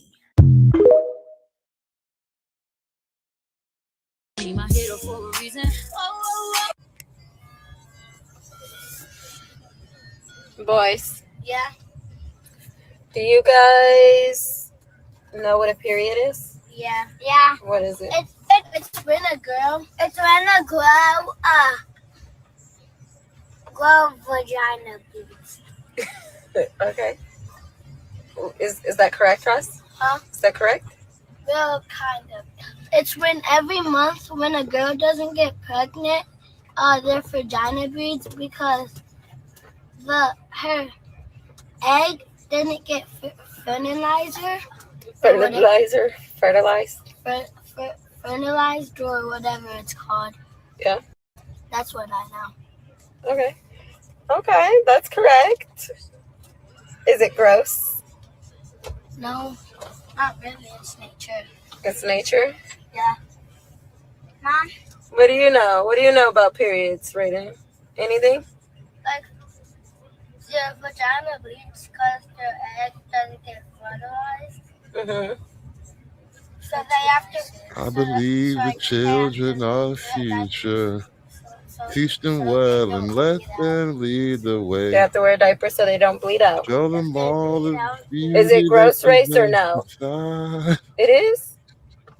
It's not, right? It's just okay. It's not gross, right? Right. Love you, Mom. Oh, I love you. Mama. Yes. And how do women act when they're on their period? They're like rude. No, not. I wouldn't say rude, but they act grumpy and they have a lot of emotions. Grumpy. Is not it? rude though. Is that like? How do you feel about when they act like that? Is it like? I feel like. And they be emotional. Sometimes I feel I am so lonely. I am so lonely. I have nobody for my own. That's how I feel sometimes. But do you? How do you know Are that you song? understanding though? Yeah. Yeah. Mommy, how do Okay. you know that song? Boy, that was before your time. That was during my time. How do you know that song is the question? Silly butt. I heard it. Yeah, I heard it. Mama for boys. Damn, it's 4 of them. Oh, stop. I didn't even see the youngest one. He was hiding in the cut. He was chilling in the cut. He don't even talk yet. He's just along for the ride. He don't even know he about to get brainwashed. He about to learn about periods and fallopian tubes and C-sections and mammaries and all. He about to learn all kind of business. Damn. Damn. Well. I just threw the link in the chat, by the way. If you want to chop it up, I'm not going to stay up too much longer, but the link is in the chat if you want to come up real quick, because these chicks is wilding, man. These chicks is really wilding out here. Now, I have researched into this case since the latest event has taken place, and what I found is that that individual was sentenced to conditional release. And that conditional release was that he would continue treatment with an outpatient community partner. My understanding is that that treatment was originally costing $7 a month. And that after a period of time, that $7 a month bill went up to $150+ a month. And that the individual was no longer in compliance with his treatment because of inability to pay for that treatment. And now here we are with individuals who need mental health treatment and don't have access to that treatment. Bad things happen. And that's what we're dealing with. I want to be very delicate in how I talk about this because we can. She's one of these judges who let somebody out of jail and then they went on to go hurt somebody else. And now she's trying to explain it because, the mental health treatment was too expensive. We could have just locked them up, but the games they play. A judge or a DA? I think it was a DA's probably. I think it was a DA probably. She doesn't look like a judge. Yeah. Judges don't typically give press conferences. Monique Worrell defends her choice to let Jihad Bojay, these names, Jihad Bojay, walk free for insanity, which resulted in 3 deaths. Yeah, I'm pretty sure she's probably the DA. Bro, he murdered someone. Wasn't his first thing he murdered someone? And he's like, oh, he can't afford it. You got to go free. What in the what? These women are just anti-civilization. Overly entitled feminist whores. That's what they are. And ADS, what's going on, man? Hey, what do you think what's up, about the bud? What's title, up? first of all? Is Keisha a Karen too in your mind, yes or no? No, she's not. She thinks she is until her ass get roughed up by one of these cops out here, by one of these white men. But she thinks the shit cute right now because she thinks she in bed with them progressive niggas and they really like her. But once they cook her ass, you know what I'm saying, then she'll come run back down to the hood. 'Cause that's what happened before, right? You know what I'm saying? They had 4 years in charge. Man, they was throwing bussy, man, at these white boys like it was going out of style, bro. And the white boys still ain't want them at the end. So they come running back down to the hood again. You know what I'm saying? Trying to conquer black men. And black men's a bunch of bussies. They're a bunch of feminists too. And now she's trying to get back at the white men. So it's weird to me how we keep allowing this to happen. Our women whore out and the other people's women don't even talk to them. You know what I'm saying? They know it's going to be a consequence. Our women though, no, not in the black neighborhood, not in the black community. We just Well, allow everybody with loose booty around here. I noticed this is an interesting problem with the liberal black and white women, because all women low key hate each other. There seems like a little bit of a civil war going on. Like right now, well, just the general state of affair. Black liberal women really don't like white women as a group, but they kind of side with each other for power and strategy or whatever. Liberal white women kind of want to be liked by black women, but it's not happening. But I think, and this is very, very subtle, I think there's a little bit of like a frenemy thing happening on both sides, where like liberal white women are like, yeah, go ahead, ugly Max. I think having a horrible attitude is actually strong and empowering. And it's sort of like white women sort of get to maintain a reputation of being a better class of women in a weird way. They got just a hostile relationship, but it's very subtle. They subservient to them. That's what it really is. You know what I'm saying? No white women tell the black women to do their dirty work and they get dead. It's just that easy. The tag dog / the security woman, right? The protector, you know what I'm saying? Of all, what is it? Superpowered feminist women. You know what I'm saying? That type of crap, right? But that's only because the white guys are allowed to do that. The white guys see them as useful. They're women that they want a pet. They you know what I'm saying? You can have a toy, right? You can play with them. It's cool. Until they get tired of it and yank it back. It's like black women get to be the sort of battering ram or the pit bulls even of the white female agendas. Facts. That's obvious. You know what I'm saying? What's going on here? But they believe if the progressives get back in power, they're gonna get another seat at the table. So what they're doing is maintaining that base, especially in the black community, until they get another opportunity. That seat at the table is going to go to a Latina or a Somali. Asian woman, nigga. Asians? Oh, I forgot about them. Yeah. That is because guess what? Guess what? You really think Karen likes Keisha? No, she don't. But she need Keisha to do this dirty work. That's why she's nice to her. But at the end of the day, the minute they got a chance to promote a Latin women, they start promoting Latin women. They even allow them to come over here legally. You know what I'm saying? The minute they got a chance to get around Asian women, they start hanging with Asian women. But the Asian women start kicking out those kind of how do you say those unsightly white women out their group? You know what I'm saying? Because Asian women ain't gonna just deal with any white woman just because you're white don't make you right to them because they white too. So now you got a bunch of unsightly feminists in their 40s and 50s, 20s and 30s in some cases who are absolutely useless, don't perform any real functionality besides getting in the way of every other man and everybody else in America, still trying to control things. It's time to start deporting some of these hoes. Get them the hell up out of here. If you don't like it here in America, if it's too much of a patriarch for you, we'll send you someplace where you can build your own. You know, there's plenty of room in Latin America for all y'all, right? Unscathed land. You can be out there with the Amazon. 3 months in Dagestan. Yeah. 3 months in Dagestan and forget. Yeah. That's the solution, y'all. 3 months in Dagestan and forget. Ooh, what is this? Oh, okay. I just came across a live one. Breaking news, y'all. Breaking news. Working with a monster here. Hold on. I got a video to pull up. Because you know me, I was just in the background surfing the web and I don't even find things. Things find me. If Trump gets the opportunity to say, I can import because I think it's like, what is it? 12, 13 single women over in Venezuela or something like that who would love to come to America. And they say we could swap them out for them. Bro, I think we should sign immediately. Swap some of these women out quick. Because this is getting old, bro. This is getting old fast. I don't want to get married to a black guy. Hear me out. Don't hate me for this. I can smell the comments. I can smell the comments. Guys, okay, hear me out, okay? It's not that I don't like them. I like them like humans. I like them like humans, okay? I'm not a racist. I'm not.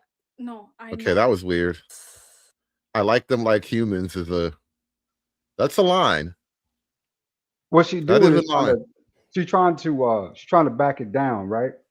She like black dudes. But what she don't want to do is say it out loud because in her culture, what them men will do is taking it back and pop in the head. I can smell the comments. I can smell the comments. Guys, okay, hear me out, okay? It's not that I don't like them. I like them like humans. I like them like humans, okay? I'm not a racist. I'm not. No, I'm not. Nah. It's just that I don't want to get married to a black man, you know?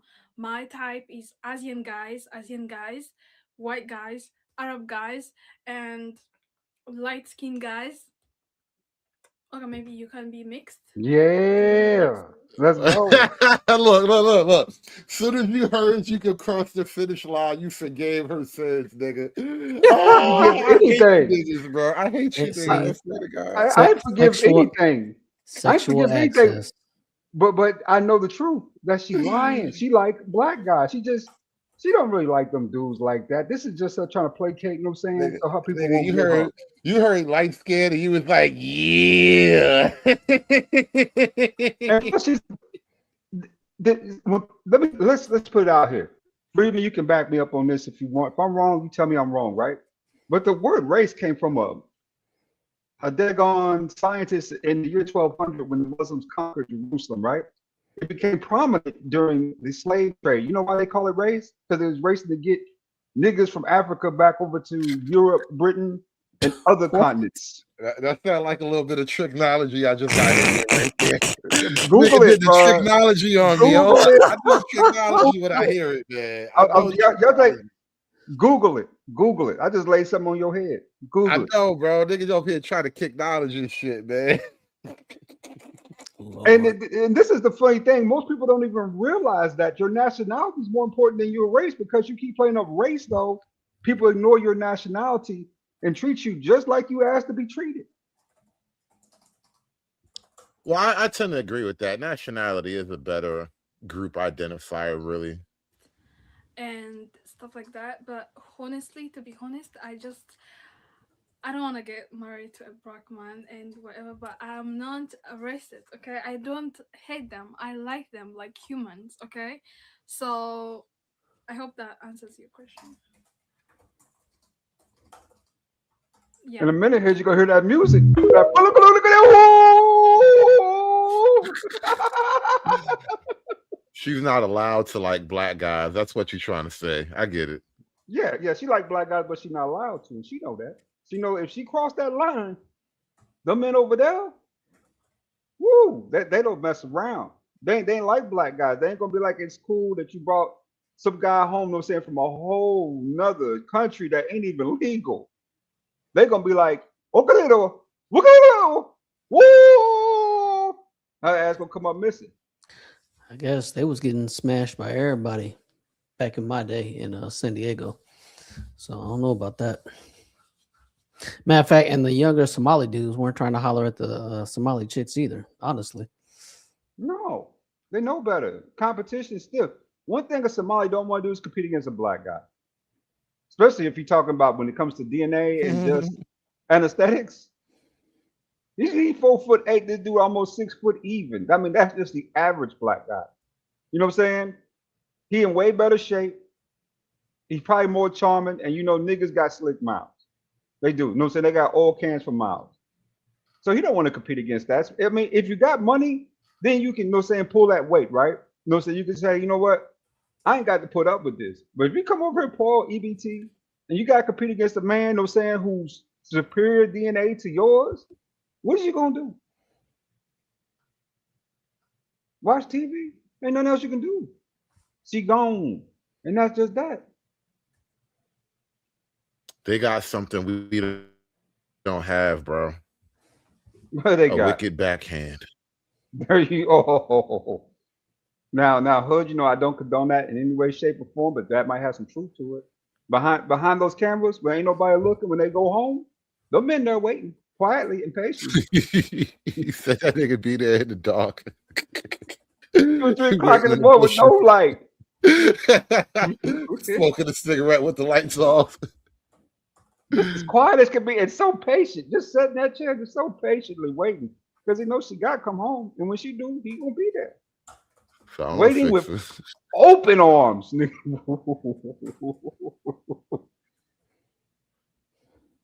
But see, that's how that's how it be for women of other cultures, though, when it comes to dating us. You know what I'm saying?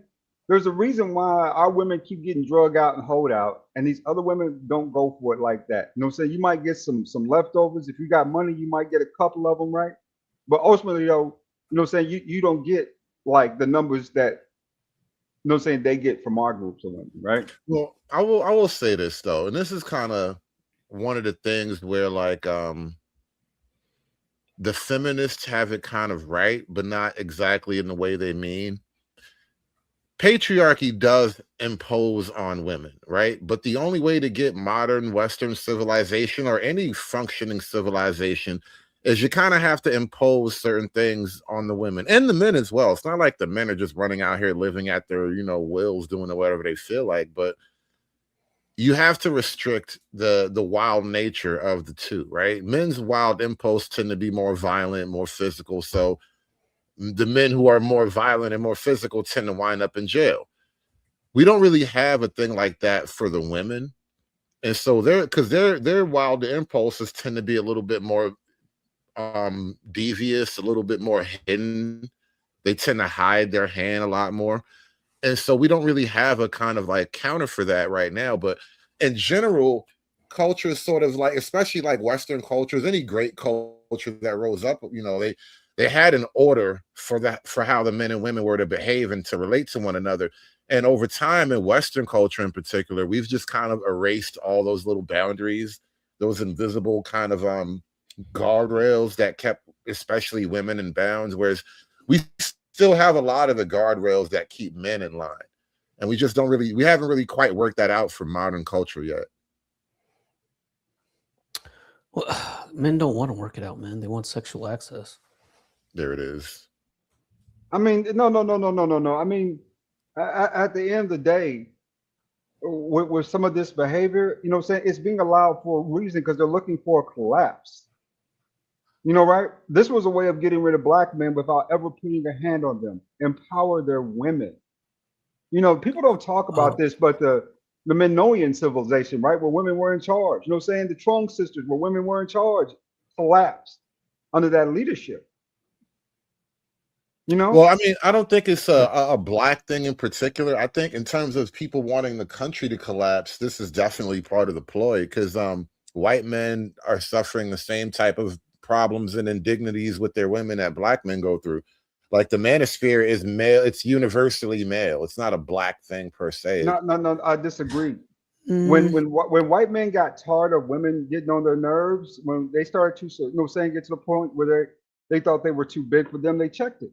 They got rid of affirmative action, and then they closed out deletions right there on the spot. 2 years. I don't know if that was a white men doing that. Shoot, the Asians were mad about affirmative action in one sense. I don't know if that was purely a white man thing. That's a cover. It was 66% women. Black men were only using it at 7%. Latin men were using it at 13%. Freeman, you want to jump in there? Oh, sorry. What was I gonna say? No, I was gonna say black culture is a little bit different because it is a gynocracy. So it's just the feminism is peak here, right? This is where you see the most aberrant behavior because they're the least tethered to, not just Western society, but just even valuing men. Like the men aren't valuable. You know what I mean? Like even an ardent feminist can conceive of a man being a resource and having value, but they would just throw you away in black culture, bro. Just literally. Literally, if they don't like you, if you are not aesthetically sound to them, if there is something that they just do not feel about you, you might be too nerdy, you might be too dorky, you might be too geeky, you might be too smart. You know what I'm saying? You might not smoke enough weed, right? You might not drink enough alcohol. You might not be as much of a party. You might not have charm, charisma. You know what I'm saying? Any one of those factors can get you tossed to the side. And let's be honest, dealing with black women, if you are not careful, you will be alone forever. You know what I'm saying? Unless you just settle for the ugliest bride you can find on your block, right? The ugliest. I mean, I'm talking about, you know what I'm saying, precious ugly, right? You know what I'm saying? Big as a house. You know what I'm saying? She eat cupcakes, you know what I'm saying, for snacks. You know what I'm saying? Past 2, 3 o'clock in the morning, right? She in the refrigerator eating out. You know, that's the type, you know what I'm saying? If they don't like you, you got to go for because that's where they put you at. You know, I remember a point in time, man, in history where black women actually measured character when they actually needed men. They said, okay, you have to be a good guy. You have to hold a standard, right? Because I need you to make sure you take care of me. Nowadays, it's a boy band game with a lot of these bras, man. They're looking for boy band members. You know what I'm saying? They're looking for niggas in skinny jeans over 6'5". That's what it really come down to. You know what I'm saying? You got to be black, skinny jeans over 6'5", right? You know what I'm saying? I mean, not just the mixed black. I mean, whole black. I mean, you got the you got the shine at midnight. You know what I'm saying? Type black, right? Midnight Shiner. Yeah, it's when we left them in power for 4 years, and people just could not see that oppression. They were, I mean, let's just be honest. Other groups of men saw the oppression they were putting on us. Black women were oppressing the hell out of black men when they were in power. Bro, You know what listen, I'm man. Listen, it hasn't. Whoa, time out. It hasn't stopped, right? Heroic black men are being written out of Western culture. You understand? Literally written out. There's no Passenger 57, right? There's no Lethal Weapon. What was that other movie? Silverado, right? Danny Glover was in that one. That was a Western, right? You used to have black men in Westerns all the time. Heroic black men are literally being written out of Western culture. And you know what you're being replaced with? That is a problem. And you know what you're being replaced with? You know what you're being replaced with? Black women. Yeah, it's like you're being replaced with a black woman. Bro, I mean, I and know those movies are flopping and failing. Those series are going to crap. The thing I noticed, y'all, black male heroism is always like seen through a racial lens. Like black men don't typically be out there saving the world in movies. Will Smith was like one of the few examples of a black man who's like, you know, he almost single-handedly saved the world in a couple of movies or whatever. Whereas like, generally speaking, the black male hero that you see right now is almost always like a weird racial dynamic to it. Like you're not a black man hero unless you're fighting the white man. Blade was another good one. Well, you know, Blade was actually great in that it was a black guy and a white guy as the protagonist and antagonist, but it had zero racial overtone to it. But in my opinion, Hood, go ahead, brother. Go ahead. No, you can go ahead. Well, one of you polite motherfuckers say something. Shit. Well, all right, what I was... Oh, there we go. But go ahead, brother. You got it. All right. What I was gonna say was the reason why it was kind of cool was because Stephen Dwarf or whatever his name is, and that played the white dude in Blade. He wanted to be Blade. He looked up to Blade. So until he got those powers that he ended up losing. That's all I was about to say. But no, it was just the thing I noticed where, like, you were talking about, you know, the Hollywood representation of black men. Like, back in the 80s or even up until the 90s, you know, we sort of had just maybe more typical black heroic figures. Whereas, like, nowadays, you know, you got to be, the revolution is nonstop. I call it the forevolution. You're always fighting the revolution. You're not just being a man doing manly heroic shit. You know what I mean? You know, or you're a gangster. That's the other one. I'm sorry. Go ahead, ADS. Of course, you know, believe it or not, white guys control the R image as well. That's the crazy thing about it. they ain't gonna let you get too heroic around here, or they women will start to slide to the side. Because there are a lot of them that have a lot of interest in black men. Let's just keep it real. So what I'm saying, it's always That's true. been, you know, they're fully aware of something that you're not. You keep trying to be their friends, they keep seeing you as servants. Well, then riddle me It's this. different. Why does it seem like the promotion of interracial dating is a lot heavier now than it was back in the 90s? Like before Spike Lee had that movie. What was that? What was the movie with the white woman and Wesley Snipes? Mo Better Blues, brother. Okay, I had the name. I Jungle it was Jungle Fever. Fever. It was Jungle Fever. Yeah. I was thinking Mo Better Blues, but it was Jungle Fever. So right now, it seems like the interracial promotion is way stronger than it was back then. Yet that was the era where, you had Action Jackson, you had Eddie Murphy and Nick Nolte. You know what I'm saying? You had not Action Jackson, Carl Weathers, because he had a couple of great roles when him and Arnold Schwarzenegger and Predator. You know what I'm saying? Or the movie with Roddy Piper and the other black dude. They Live. Was it They Live with the aliens? They Live. It was They Or Live. the original Night of the Living Dead. That was There was a black dude in that house too. Yeah, he was a cool ass nigga. They had cool ass black dudes on TV all the time, but it wasn't this heavy interracial promotion like there is now, though. No. I mean, there's a reason for that, though. There's a reason for that.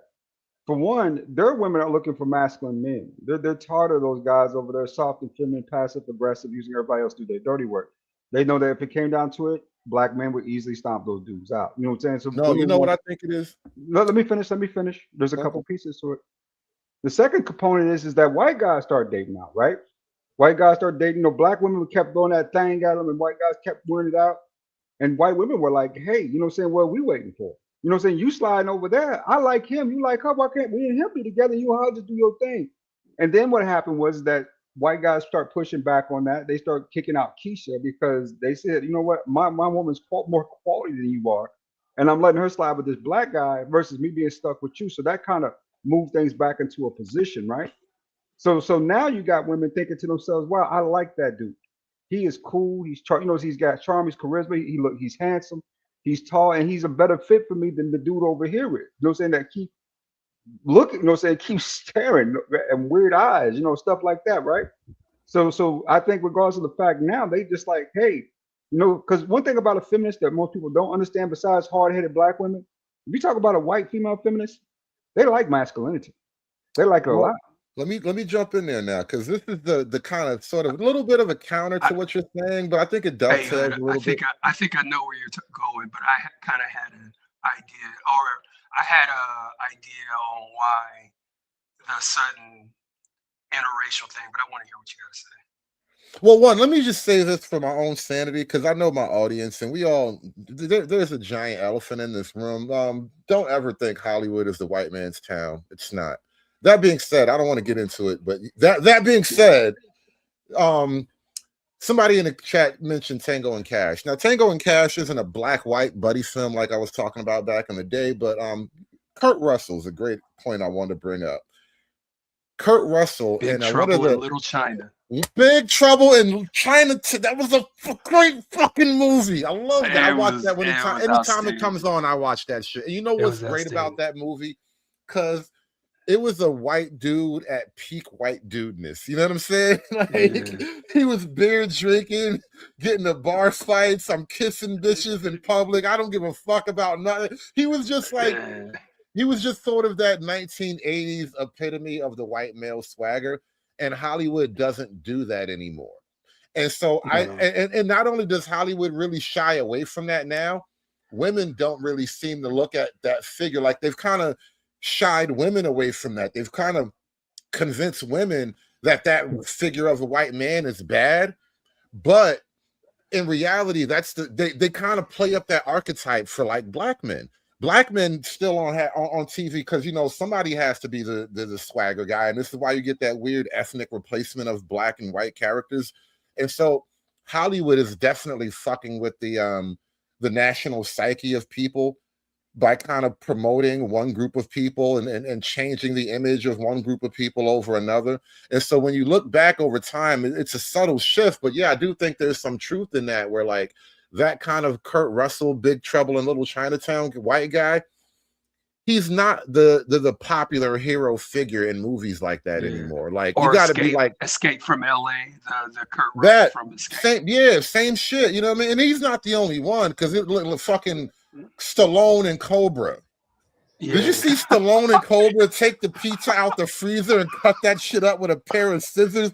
He was a psychopath, right? And immediately started cleaning his gun.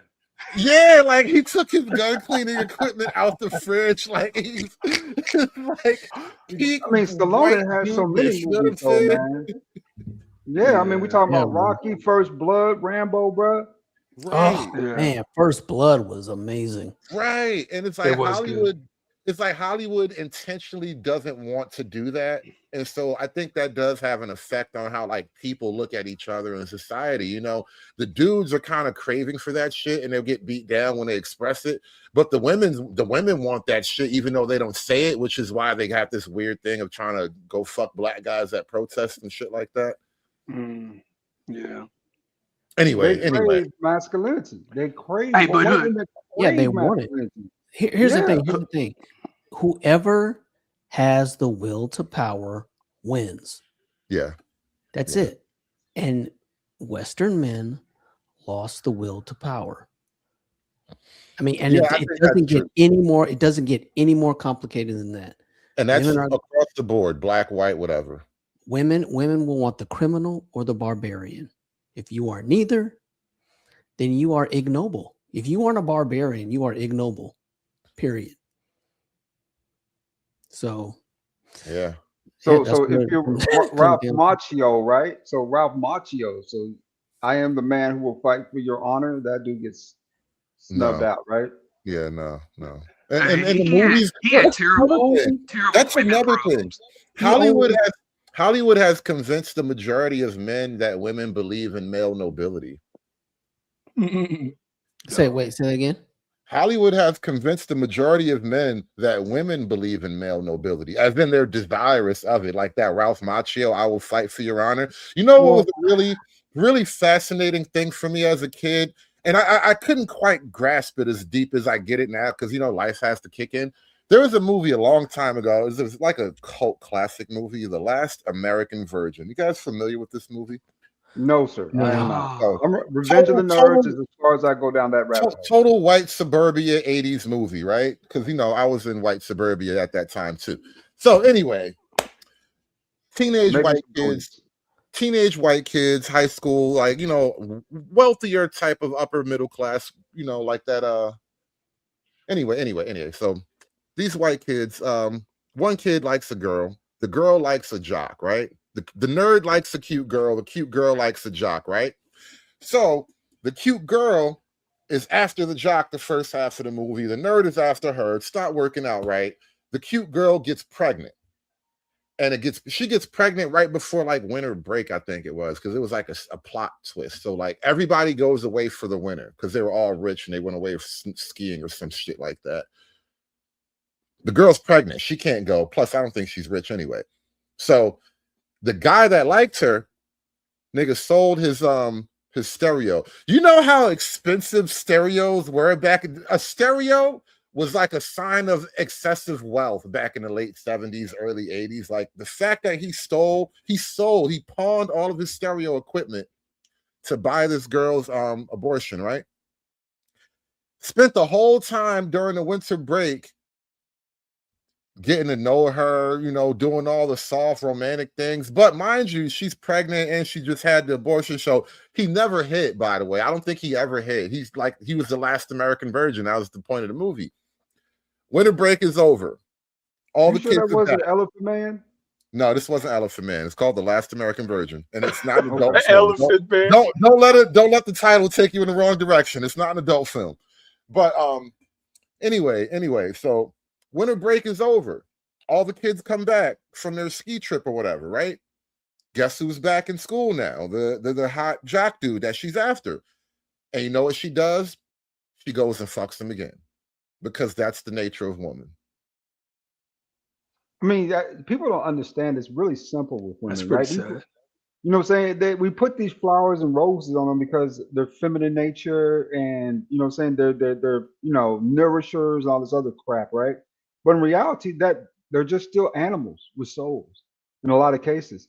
And they want to do what feels good, right? To them.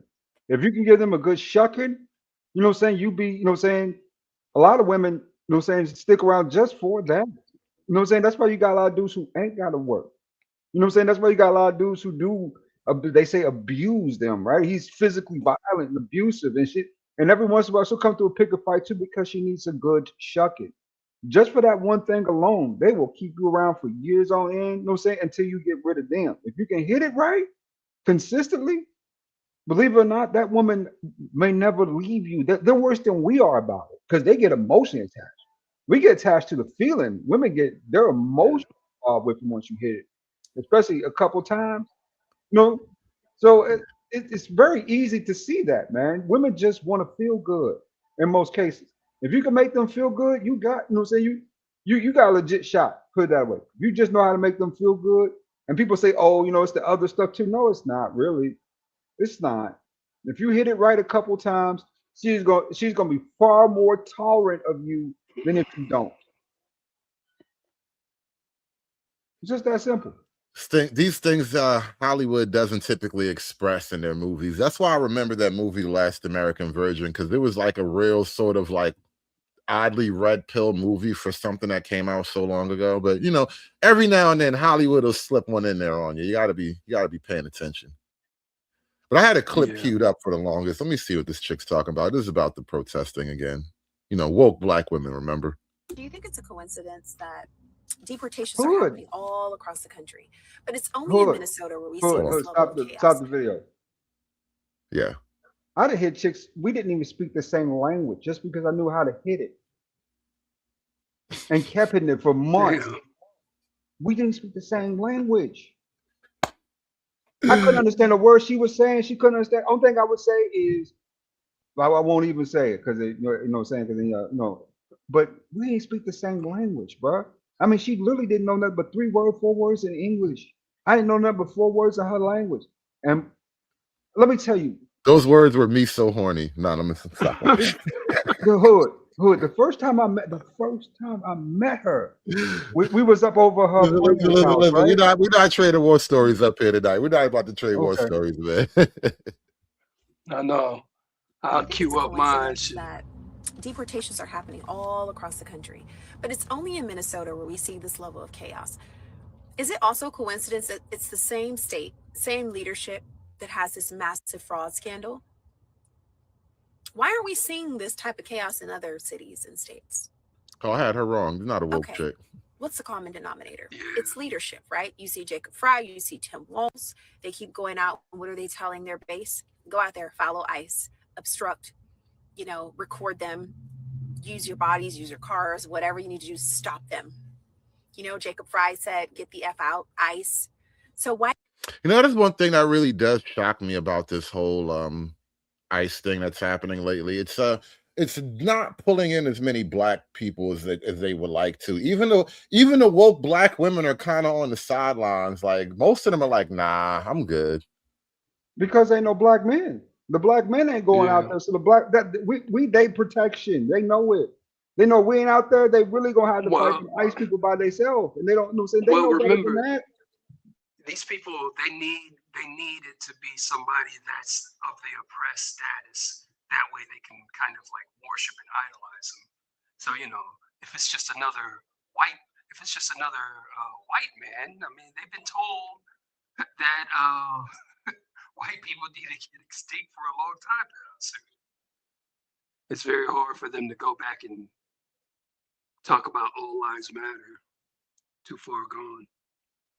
Put it this way: the reason why you ain't seeing you see them online, of course, all the time. If you go on TikTok, you go on Facebook, you see these ultra high, you know what I'm saying, entitled feminist types, right? Who believe that they're gonna overthrow the patriarchy, all this, that, and the other. But in real life, you don't see them a lot because even with these protests, even downtown, ain't a whole lot of black men out there. I just seen a couple. I mean, I'm in Atlanta. I seen a couple of these protests.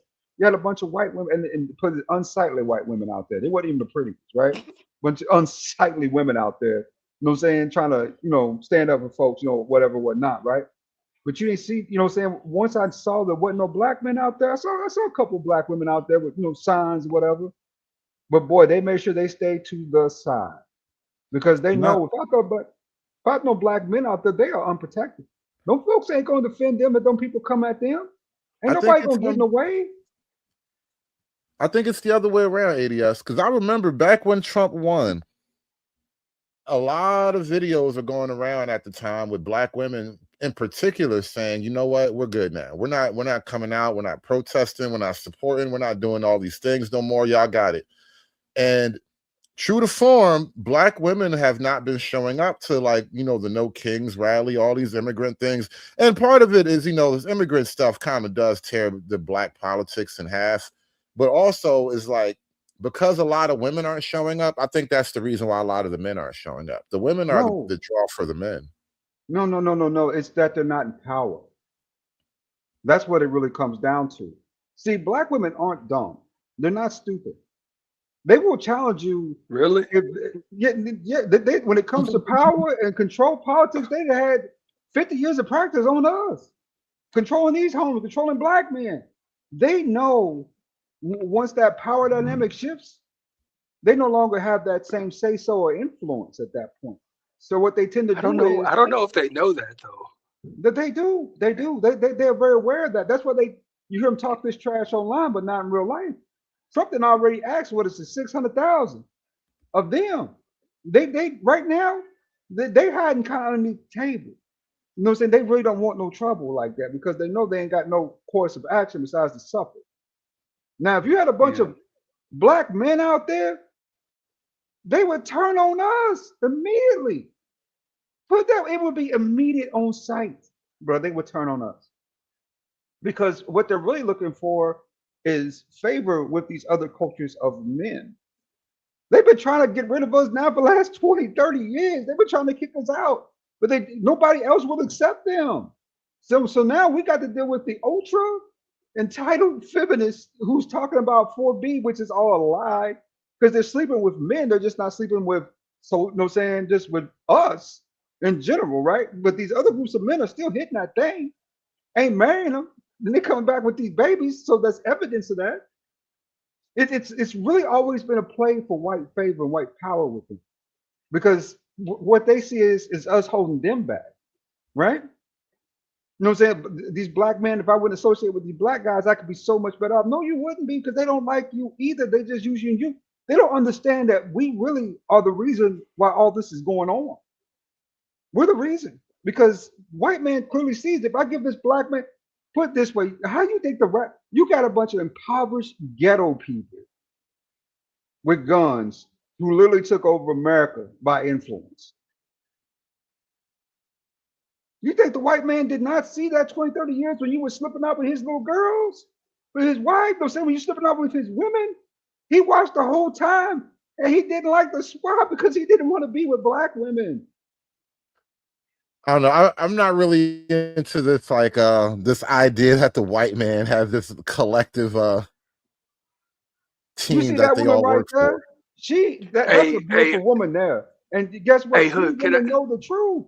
They know. Hey, Hood. Can I explain to you why I think we have such large, a larger population of young people race mixing? I think it's because the quality of education has gone down. Like I remember there was something that Vic said right before every people pretty much turned on him, and he said that America has turned into like uh, a prom king culture or something like that. Yeah, I popularity mean, contest. yeah, but he was kind of right. He was kind of right about that. And it seems like, I listen to Ock Nation a lot, Sun people, black people. It seems like the Sun people, they got the swag, they got the the aura that everybody's looking for. And it's almost like mhm. I guess that same type ain't shit type person, but it seems like that's what's promoted, what's pushed to the top.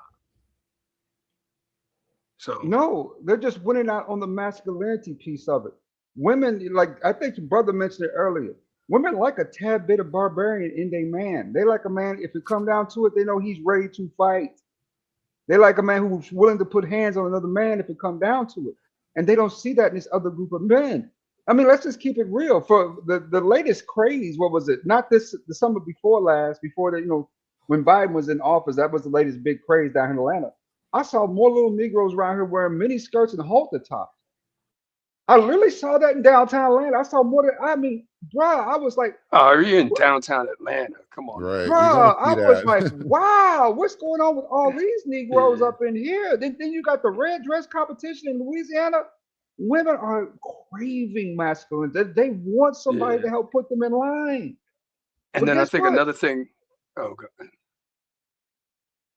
Niggas is too timid, too shy to do it. You're too timid. I don't want to offend her. She's gonna, you know what? She's gonna do it anyway. She's gonna do it anyway. So you might as well do your thing and see what happens. You know what I'm saying? Because you will be pleasantly surprised that a lot of women are looking for somebody to at least step into a role and be a man. They're looking for men. Another thing. Go ahead, T.R. You got it. Another thing I'm thinking is another reason why Black people are sought after by these liberal types, by anybody, is because your typical Black man is just so ready to submit his power to his woman. He's gonna be like, here you go, I'm gonna let you take care of everything. So, women like to have that kind of control. They don't want to have the power. Well, I think I heard dirty folks say that. They don't want the power, but they damn sure want the control. I think it's just the opposite.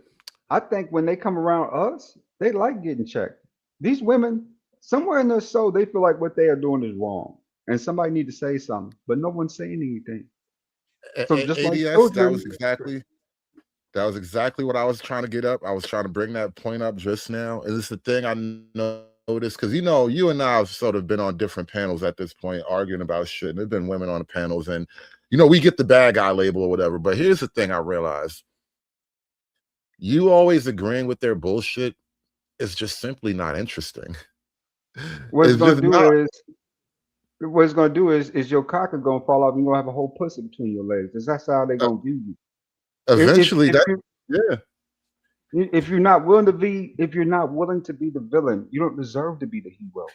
You don't deserve the prize. Every great conqueror in history played that villain role. They had to take over somebody else's shit to get what they want. And they got their women, they got their weed, they got their money. Because at the end of the day, it's about your goals and agendas versus how people really, how people feel in that circumstance, or how they view you even. Because the winner, it takes all. To the victor goes the spoils, not to the loser. And that's why, that's why there's that weird tension between the so-called Pookie, Ray, educated lame thing, especially when it comes to over women, because women will talk all that shit, but they lean toward Pookie no matter what you say. 18% of the men are still making over 80% of the babies. That tells you enough right there. And guess what? 66% of the men who make babies have felonies, assault felonies on top of that. Hey. What does that tell you? Yeah.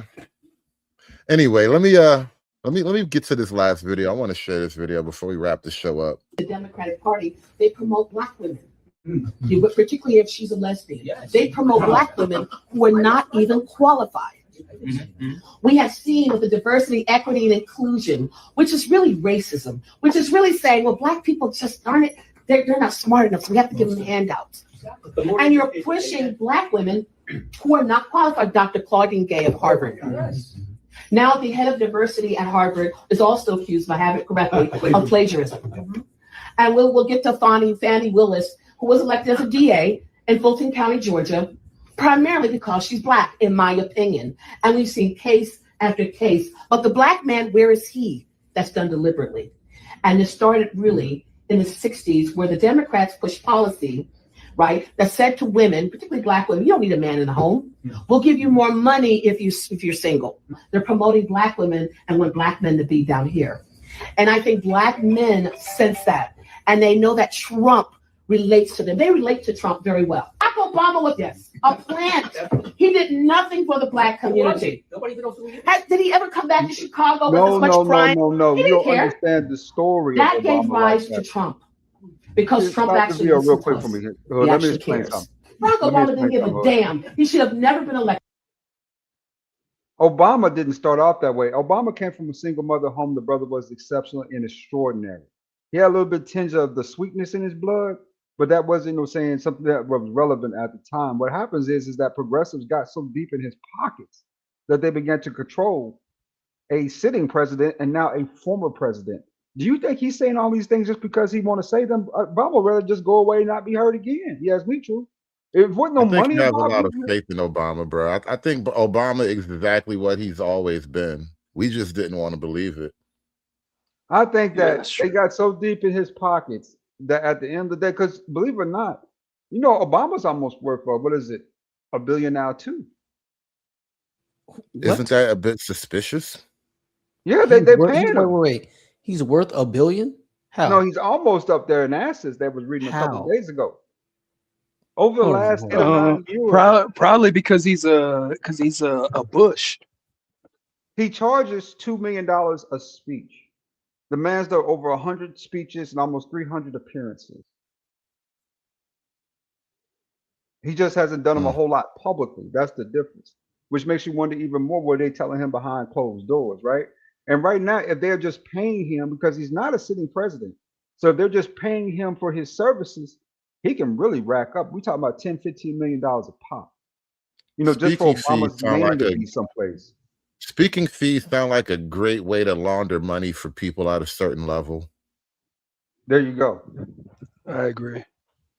So the brother's been, racking up dough behind these progressives now since he left office. He's really been making big shots. Right? You know how much Kamala paid him for those speeches he was doing about black men need to get in line, black men need to do this, black men need to do that. You ain't black. You know how much how much he got paid for that?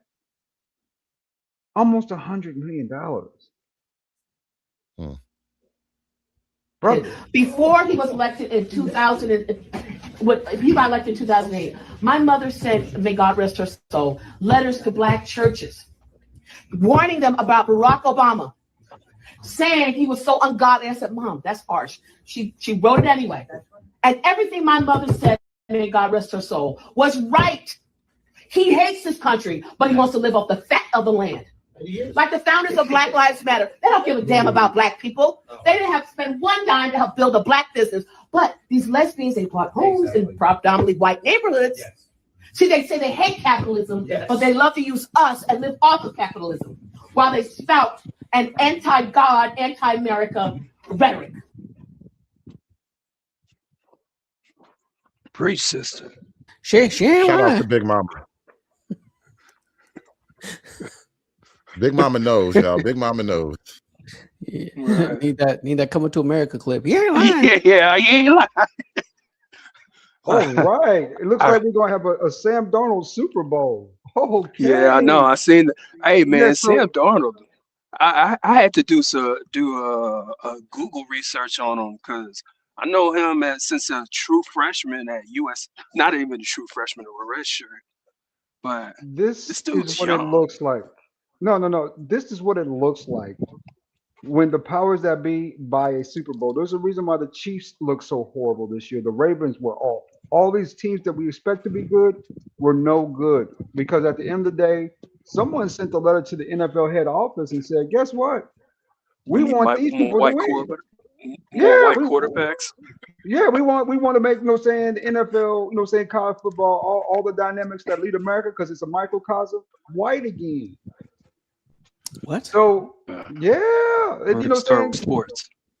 Yeah. See, a lot of people don't understand that sports is really, especially football, is America's favorite pastime in sports. So whoever's winning at that tends to, from a societal standard, get a push, right? A boost. So the dude before who was redhead, a ginger with the redhead freckles that looked like Sam Darnold, was kind of being, scoffed upon. He might get a boost from this, right? A little boost in society where he can find himself a nice little girlfriend and wife. Not because he's truly attractive, because he looks like Sam Darnold. That really does have an effect on people's brains. It's been proven psychologically. You know what I'm saying? Winners, people who are winning pictures and winner images, tend to do better with society, right? Just because of the image relation alone. So I mean, with that, yeah. So go ahead, go ahead. I was gonna say it's not that. It's like the part you said before that about they're trying to boost white guys. Yeah, Who? white guys are. You ain't heard about the MAGA people? Did you not? You Is did, is is were is you? there a secret MAGA Which council in the NFL? Yes, I'm there curious. is. I'm curious about the these Gentile whites, that are pushing for the whiteness. Think they have any power? Oh, they got a wake up call. Come believe it or not, they might get that here soon. It was a few articles out this year, especially concerning the NFL. That see, I don't know if you guys even watch football. Bad Bunny, they don't want him up there at Super Bowl. And get No, they and people don't. for and guess what? Guess who Well, buy the not majority not of only is he a Latino in support of the immigrant movement and all that, but he just vowed to wear a dress at the Super Bowl. Are you really mad at MAGA, bro? No, not at all, not at all. Because guess who buys the majority of those tickets? White men buy the majority of those tickets to those games. White men are the ones who put up the promotion, who buy all that merchandise and gear. Those Jordans. People think black people just bought those Jordans up. No, no, no. We set the culture, but they were mostly sold to white kids. That's who really buys American merchandise. When it comes to sports, that's who really buys tickets when it comes to games. It ain't us, What it's them. what is your point though? Yes, Simple. there's 60% of the They're country. using They're gonna buy all the yeah, tickets. yes. Because Mexicans spend a lot of money on season tickets. but brother, we talking about I think it was 16, 17% of people from Mexican and South America watch American football, something like that. It's a small. I think there are more women than there are men who watch American football when it comes to More that. women? Well, that's the Really? thing, though. The Oh, football okay. thing Maybe is I haven't done. I haven't largely a looked white at it. male sport. So for I the just know from what I NFL to see. put Bad Bobby, whatever that guy's name is, and then for him to be like, yeah, we're gonna wear a dress, like you're shitting on your primary audience, which is a good reason. Like the sports going woke is pissing off their white male fan base, which is the biggest part of sports in America is the white male fan And base. and let's be. This is hilarious, but Kendrick Lamar's obsession with Drake, which I never got why y'all have such obsession with light skinned brothers. I have no idea why y'all like that, but somewhere in y'all head, y'all think that we the biggest threat to y'all. No, You know that's not what that. Let's not do No, no, that, no, no, man. no, no, no, no, no, no, no, Let's no. not. Let's not do that. Let me finish. Let me finish. Ruined it for future artists who look like us. That 5'2" midget in bell bottoms did more damage to our reputation with his not like What? us. Yes. Drake hurt Why? How himself. so? Drake hurt himself, man, and he went down like the Ja Rule route. He was so The popular that people NFL, end up hating him, man.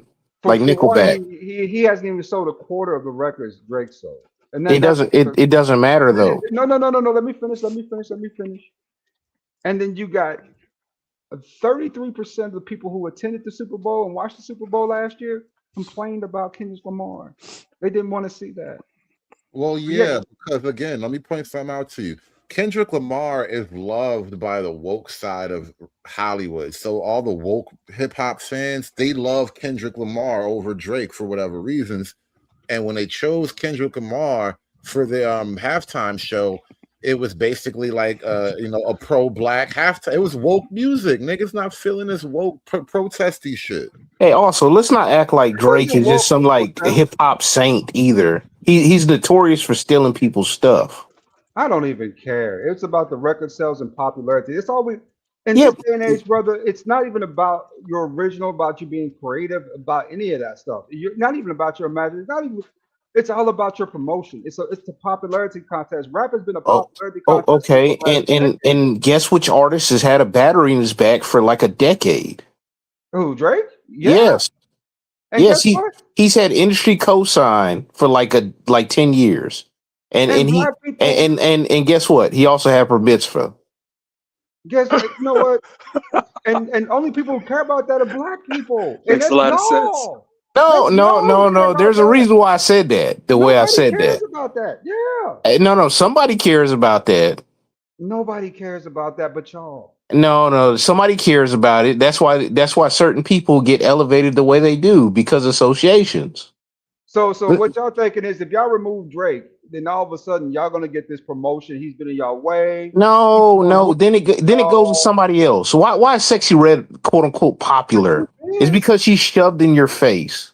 She's not actually an artist that somebody would gravitate to. Nobody's buying Let's her stop records this. either. The female rap game is dying on Yeah, board. no, but it's these artists like her, Ice Spice. Like I can name a Yeah, whole bunch others or whatever. They're They're pushed on you. how many albums Cardi B sold? Her last, I think it was a few thousand.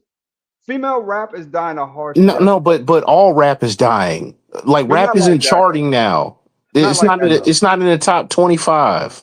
I mean, but we're talking about album sales, right? Because that's what really matters. Yeah, but we're talking about singles. If you're saying singles aren't charting, we know albums ain't selling then. Yeah, but Nicki Minaj still sold over 8 million on her last album. That's the reason why she switched over, because she know who her base really is.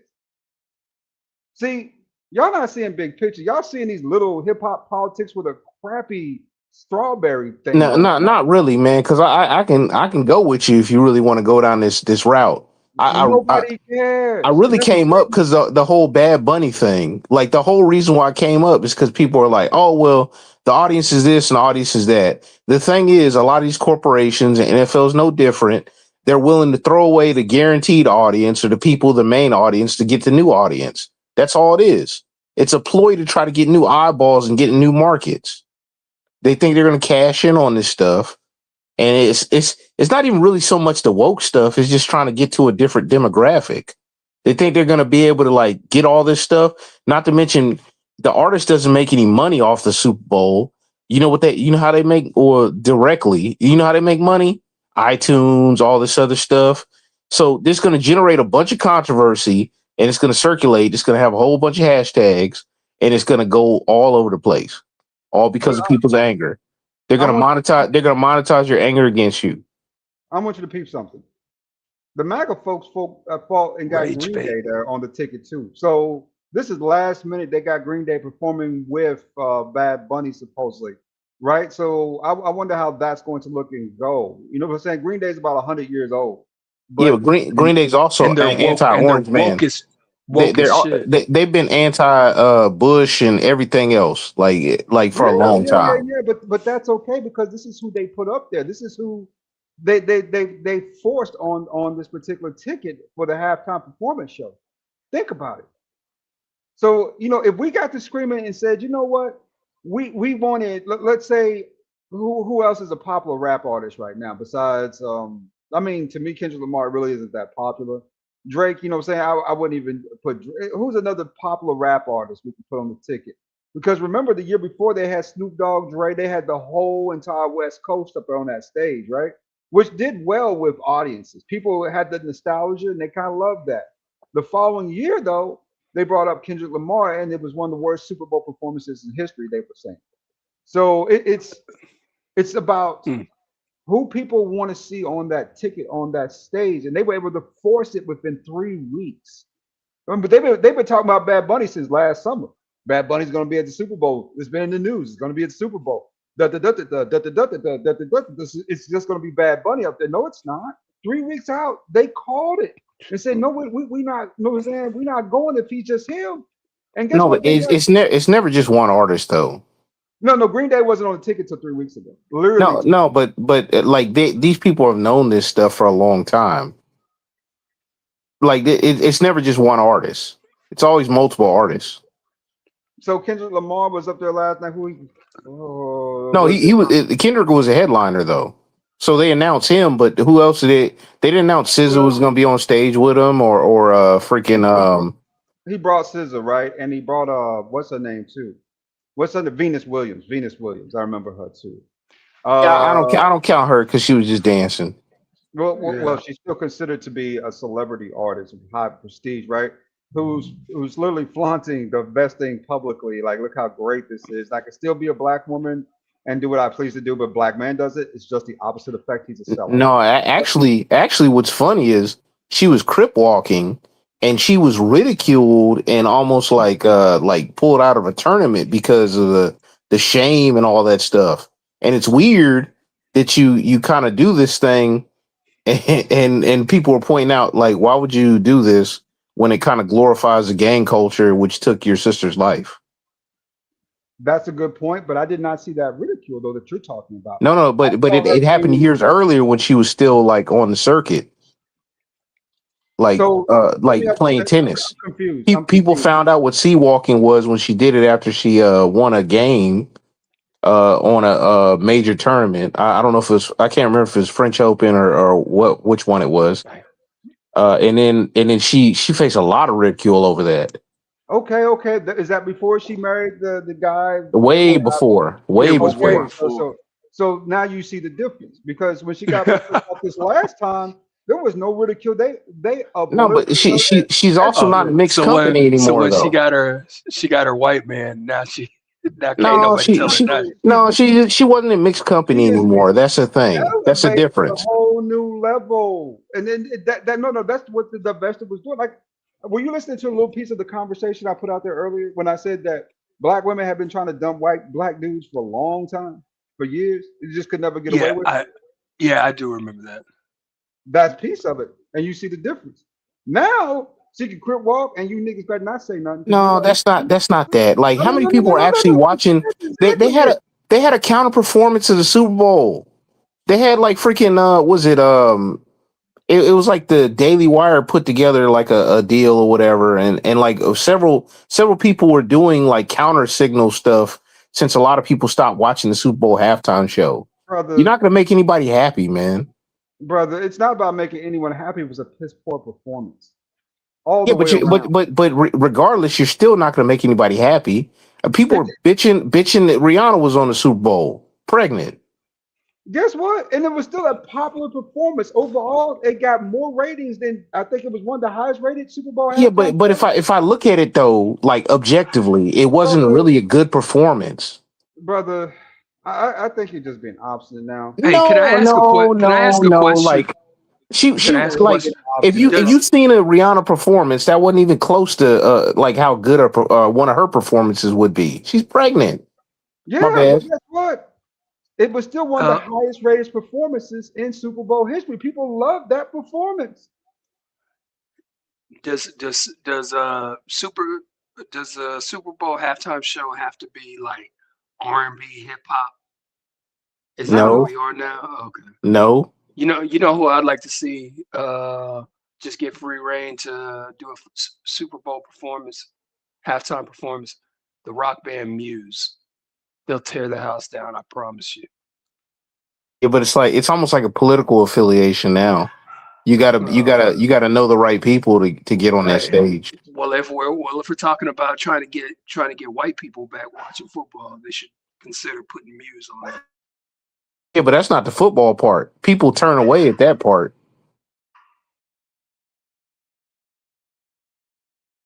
you know I like to see up there at halftime. That I never have gotten to see, but they talked about it for years. Darius Rucker. Let her cry. Let the tears come down like rain. Yeah. That's the same audience though. Yeah. That's the same audience though that likes the Yeah. football. Like Yeah. you're trying to get new eyeballs, whatever. You don't necessarily care about the audience you have. Wait. You kind of do, right? Because at the end of the day, I just mentioned that MAGA It, forced B-Day on stage. wait, hold on. So if you kind of do, why you got male cheerleaders then? Who's That's that for? that's for the Rainbow Coalition. That's not for nobody, man. The rainbow folks that are watching football are gonna watch football. They don't need a male cheerleader. But you don't think they had influence over that? No, I think that's like a DEI initiative that they thought like check the block or And that's what something. I'm saying. DEI, you can call it that Rainbow Coalition. They push for that. Because if you watch the Falcons play, right? Look at their cheerleaders. Watch the Dallas Cowboys. You see no male cheerleaders over there. Yeah, but get this, that's smaller and smaller the NFL groups. one owner like raged against it so much they started an investigation on him, and John Gruden got caught up in that because the emails got sent out or whatever, and he was trashing the John league. Gruden got himself called out because he was being. And to be honest with you, I don't even think that was the worst thing ever said in the email. I think they just really wanted to get at the Texans because of the. No. He was sending emails to like the Washington Redskins people. Yeah. That's what I was saying. But They were trying to get John Schneider out of there, and they were looking for any reason. And Yeah, that's when they came across his stuff. And John Gruden was against like the male cheerleaders and all this stuff, and he was adamant against it. And he was speaking out in public against it, really and they had to crush him. So what they did is they pulled all this stuff from behind the scenes to in front of the scenes, and like got him, and he sued them for like wrongful termination amongst the other bunch of things, and his lawsuit's still moving forward. And he's not going to. The NFL does not want to go to discovery. So what's going to happen is they're going to settle at the last minute for a boatload of money, But it was undisclosed. really about getting John Snyder, right? Can we just get to? It was really about getting John Snyder out of there, right? Yeah, but that's why Gruden got caught up in the mix of that. Yeah, Gruden was more of a staple to trying to get John Snyder out of, out of that executive office. That's Yeah, what but he was against a lot of stuff the Shield was trying to do too. Brother, I'm not asking for the full transcript for the FBI investigation. You know what I'm saying? Just John Snyder. That's what it really came down to. That's why Gruden actually.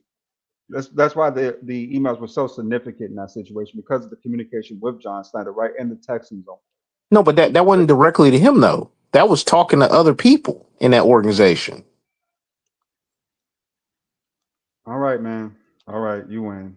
No, I'm just saying, man. If we're gonna tell the story, we need the parts of the story. You just trying to be right. You sound like one of these combative broads out here, brother. Oh my God, man. Now I'm a broad because I'm being very specific.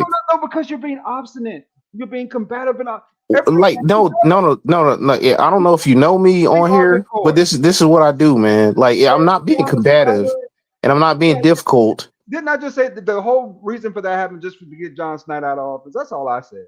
You went through every parable of the FBI transcript trying to make it look like, brother, I'm not cloud chasing. I'm just keeping it real. Oh, so I'm keeping it fake now? I'm not saying that, but this overly compulsive information is just like at 10:16 on a Sunday night. It's just maybe it's me just being impatient. My apologies. Maybe it's me. I'll go back on mute. You can explain to us the whole thing. Go ahead.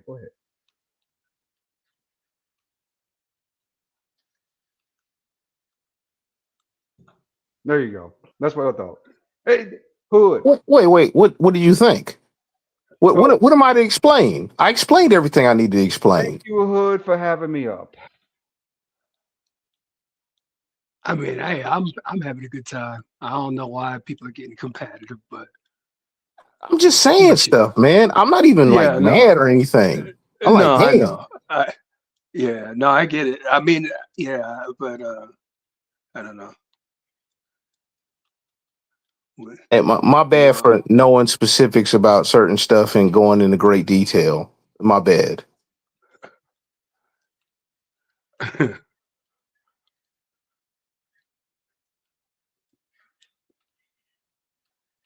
Hey, my fault, man. How you been doing though, man? TR. Man, I've been pretty good. You know, I was listening to Hood's panel, and you know, earlier today I happened to be listening to Lapeef, and you know, it's like torturing myself. It's like listening to Schwartz. But you know, I was listening, and just because I want to see the temperature of the room, and what were they talking about? There's this chick on there named Pretty Intellectual. Oh It's yeah. like, you know, she's like the embodiment of the K and Kayla type shit, you know. And it's like it seems like a lot of dudes are getting impatient with her, you know, and they kind of just let her interrupt and just be a complete rude, loud and wrong liberal. I mean, it gets annoying, but eventually they kicked her off the panel, or maybe she dropped down herself. Oh, did they? Yeah, well, maybe she left her on her own, but these people, she's like super disrespectful. It's just, Oh, she's very sure of herself. It's funny when she's wrong too. yeah, yeah. I mean, when she's wrong, I mean, but it's like when she's wrong, the only thing that she can do is just continue to talk and then insult and then kind of just hit repeat and just repeat what she just said with an attitude and then say that everybody else is being triggered. So, I mean, at this point, I'm kind of glad that people ain't just listening to women anymore, catering to them, because it's been a very slow process. You know, like I remember in 2023, there were still plenty of people. You know, I watched the transformation between places like DJ Ham or places like even like Lapeef, places to where, you know, where they're like, hold on a second, we as men are not getting any respect. So it's almost like you have to work a little harder at being patient with everybody, because the women are just going to come at you whenever, especially whenever they get found out that they're wrong about something. They're going to try and make it seem like you're wrong. So it's like you call them out for being wrong. About 10 seconds later, they're going to figure out some way to say how you're wrong about something. And then you're like, what are you talking about? You're tripping. No, I'm not tripping. You're just getting triggered because you're wrong. And it's like they just can't handle criticism so bad. Man, I saw one of them joints like a week ago. Like I'll be watching the shorts, like because I can't sit up there and watch the whole thing. And Right. man, DJ Hamp, respect to him, man. He's very talented. How he calls it out. Mm-hmm. He's very talented how he calls it He out, is. because it's He like is. it's almost disarming, and it's amazing to see in like you know what I'm saying, like on video or whatever, see him do this. And then Mm-hmm. man, it's just like he got them dead to rights, man, most of the time. And then Yeah. they be just like kind of mad. Like Yeah. the little chick to be on there, I Which guess one? The uh short-haired one? The nah the short-haired like she pro-black bitch? I thought she was Hispanic, man, but she's like what, Arabic or something like that. And he's like, you be always talking about like in your culture, like Mm-hmm. you're holding that over us or something. And then he like Mm. he pointed that out, man. And I was like, damn. I remember one time he pointed out our good friend of the show, Josh. He called he called him out in a way where, you know, of course, Josh is, you know, he is who he says he is. So it's like, um, you know, Hamp being the Hebrew Israelite that he is, you know, when you got Josh start talking that, you know, Old Testament stuff while claiming to be an atheist and stuff like that, it's like Hamp's like, wait, hold on, what you're talking about is this. And so I really appreciated that, because, you know, at this time, this is when Joshua had his goat where he was basically scaring the blacks, you know, Yeah, trying to tell. that was weird, man. It was so weird, man. You know, that honestly looked like a kink to me. It's like I need these people to see. I need these people to imagine me as this terrible, terrible white guy. And And then I'm it's gonna like the black women that kept on like entertaining it. It's like they were smiling and yeah, showing all their teeth. It was crazy, man. I'm they like, thought they struck gold. They thought they Sorry about struck that. gold. They I had don't to step realize away that for she's a being minute. played. Oh, No, so I had to oh, step away for a minute, y'all. oh. Okay, you missed then the then fireworks. then Josh came back to his channel. Yeah, I know.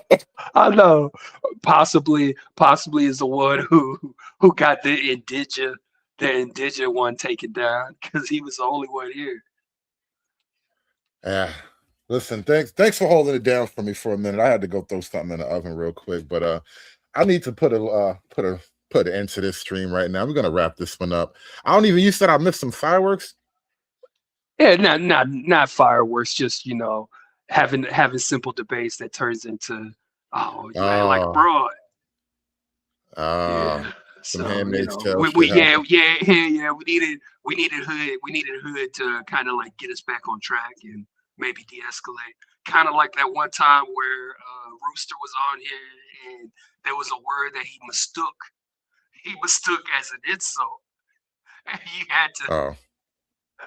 he had to de-escalate that real quick. Oh well, nothing like a little oppression to bring niggas together, man. I'm trying to tell you. Anyway, listen, I gotta wrap this one up though. We gotta put this one in the can. It's getting late, and I gotta go to sleep soon. I said, let me go throw this in the oven before I lay down and go to sleep. So appreciate y'all for holding it down for me while I stepped away for a minute. My apologies for whatever happened while I was gone. I disavow all of you guys. It's all good. I disavow all of y'all. I don't know what the hell happened. Smart. But anyway, we're gonna wrap this up. I will catch y'all on the next one, man. Thank y'all for coming out tonight, man.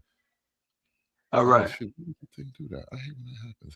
Anyway, I'm having some background, some behind the scenes glitches happening back here. But anyway, we're gonna wrap this one up, y'all. Peace, y'all.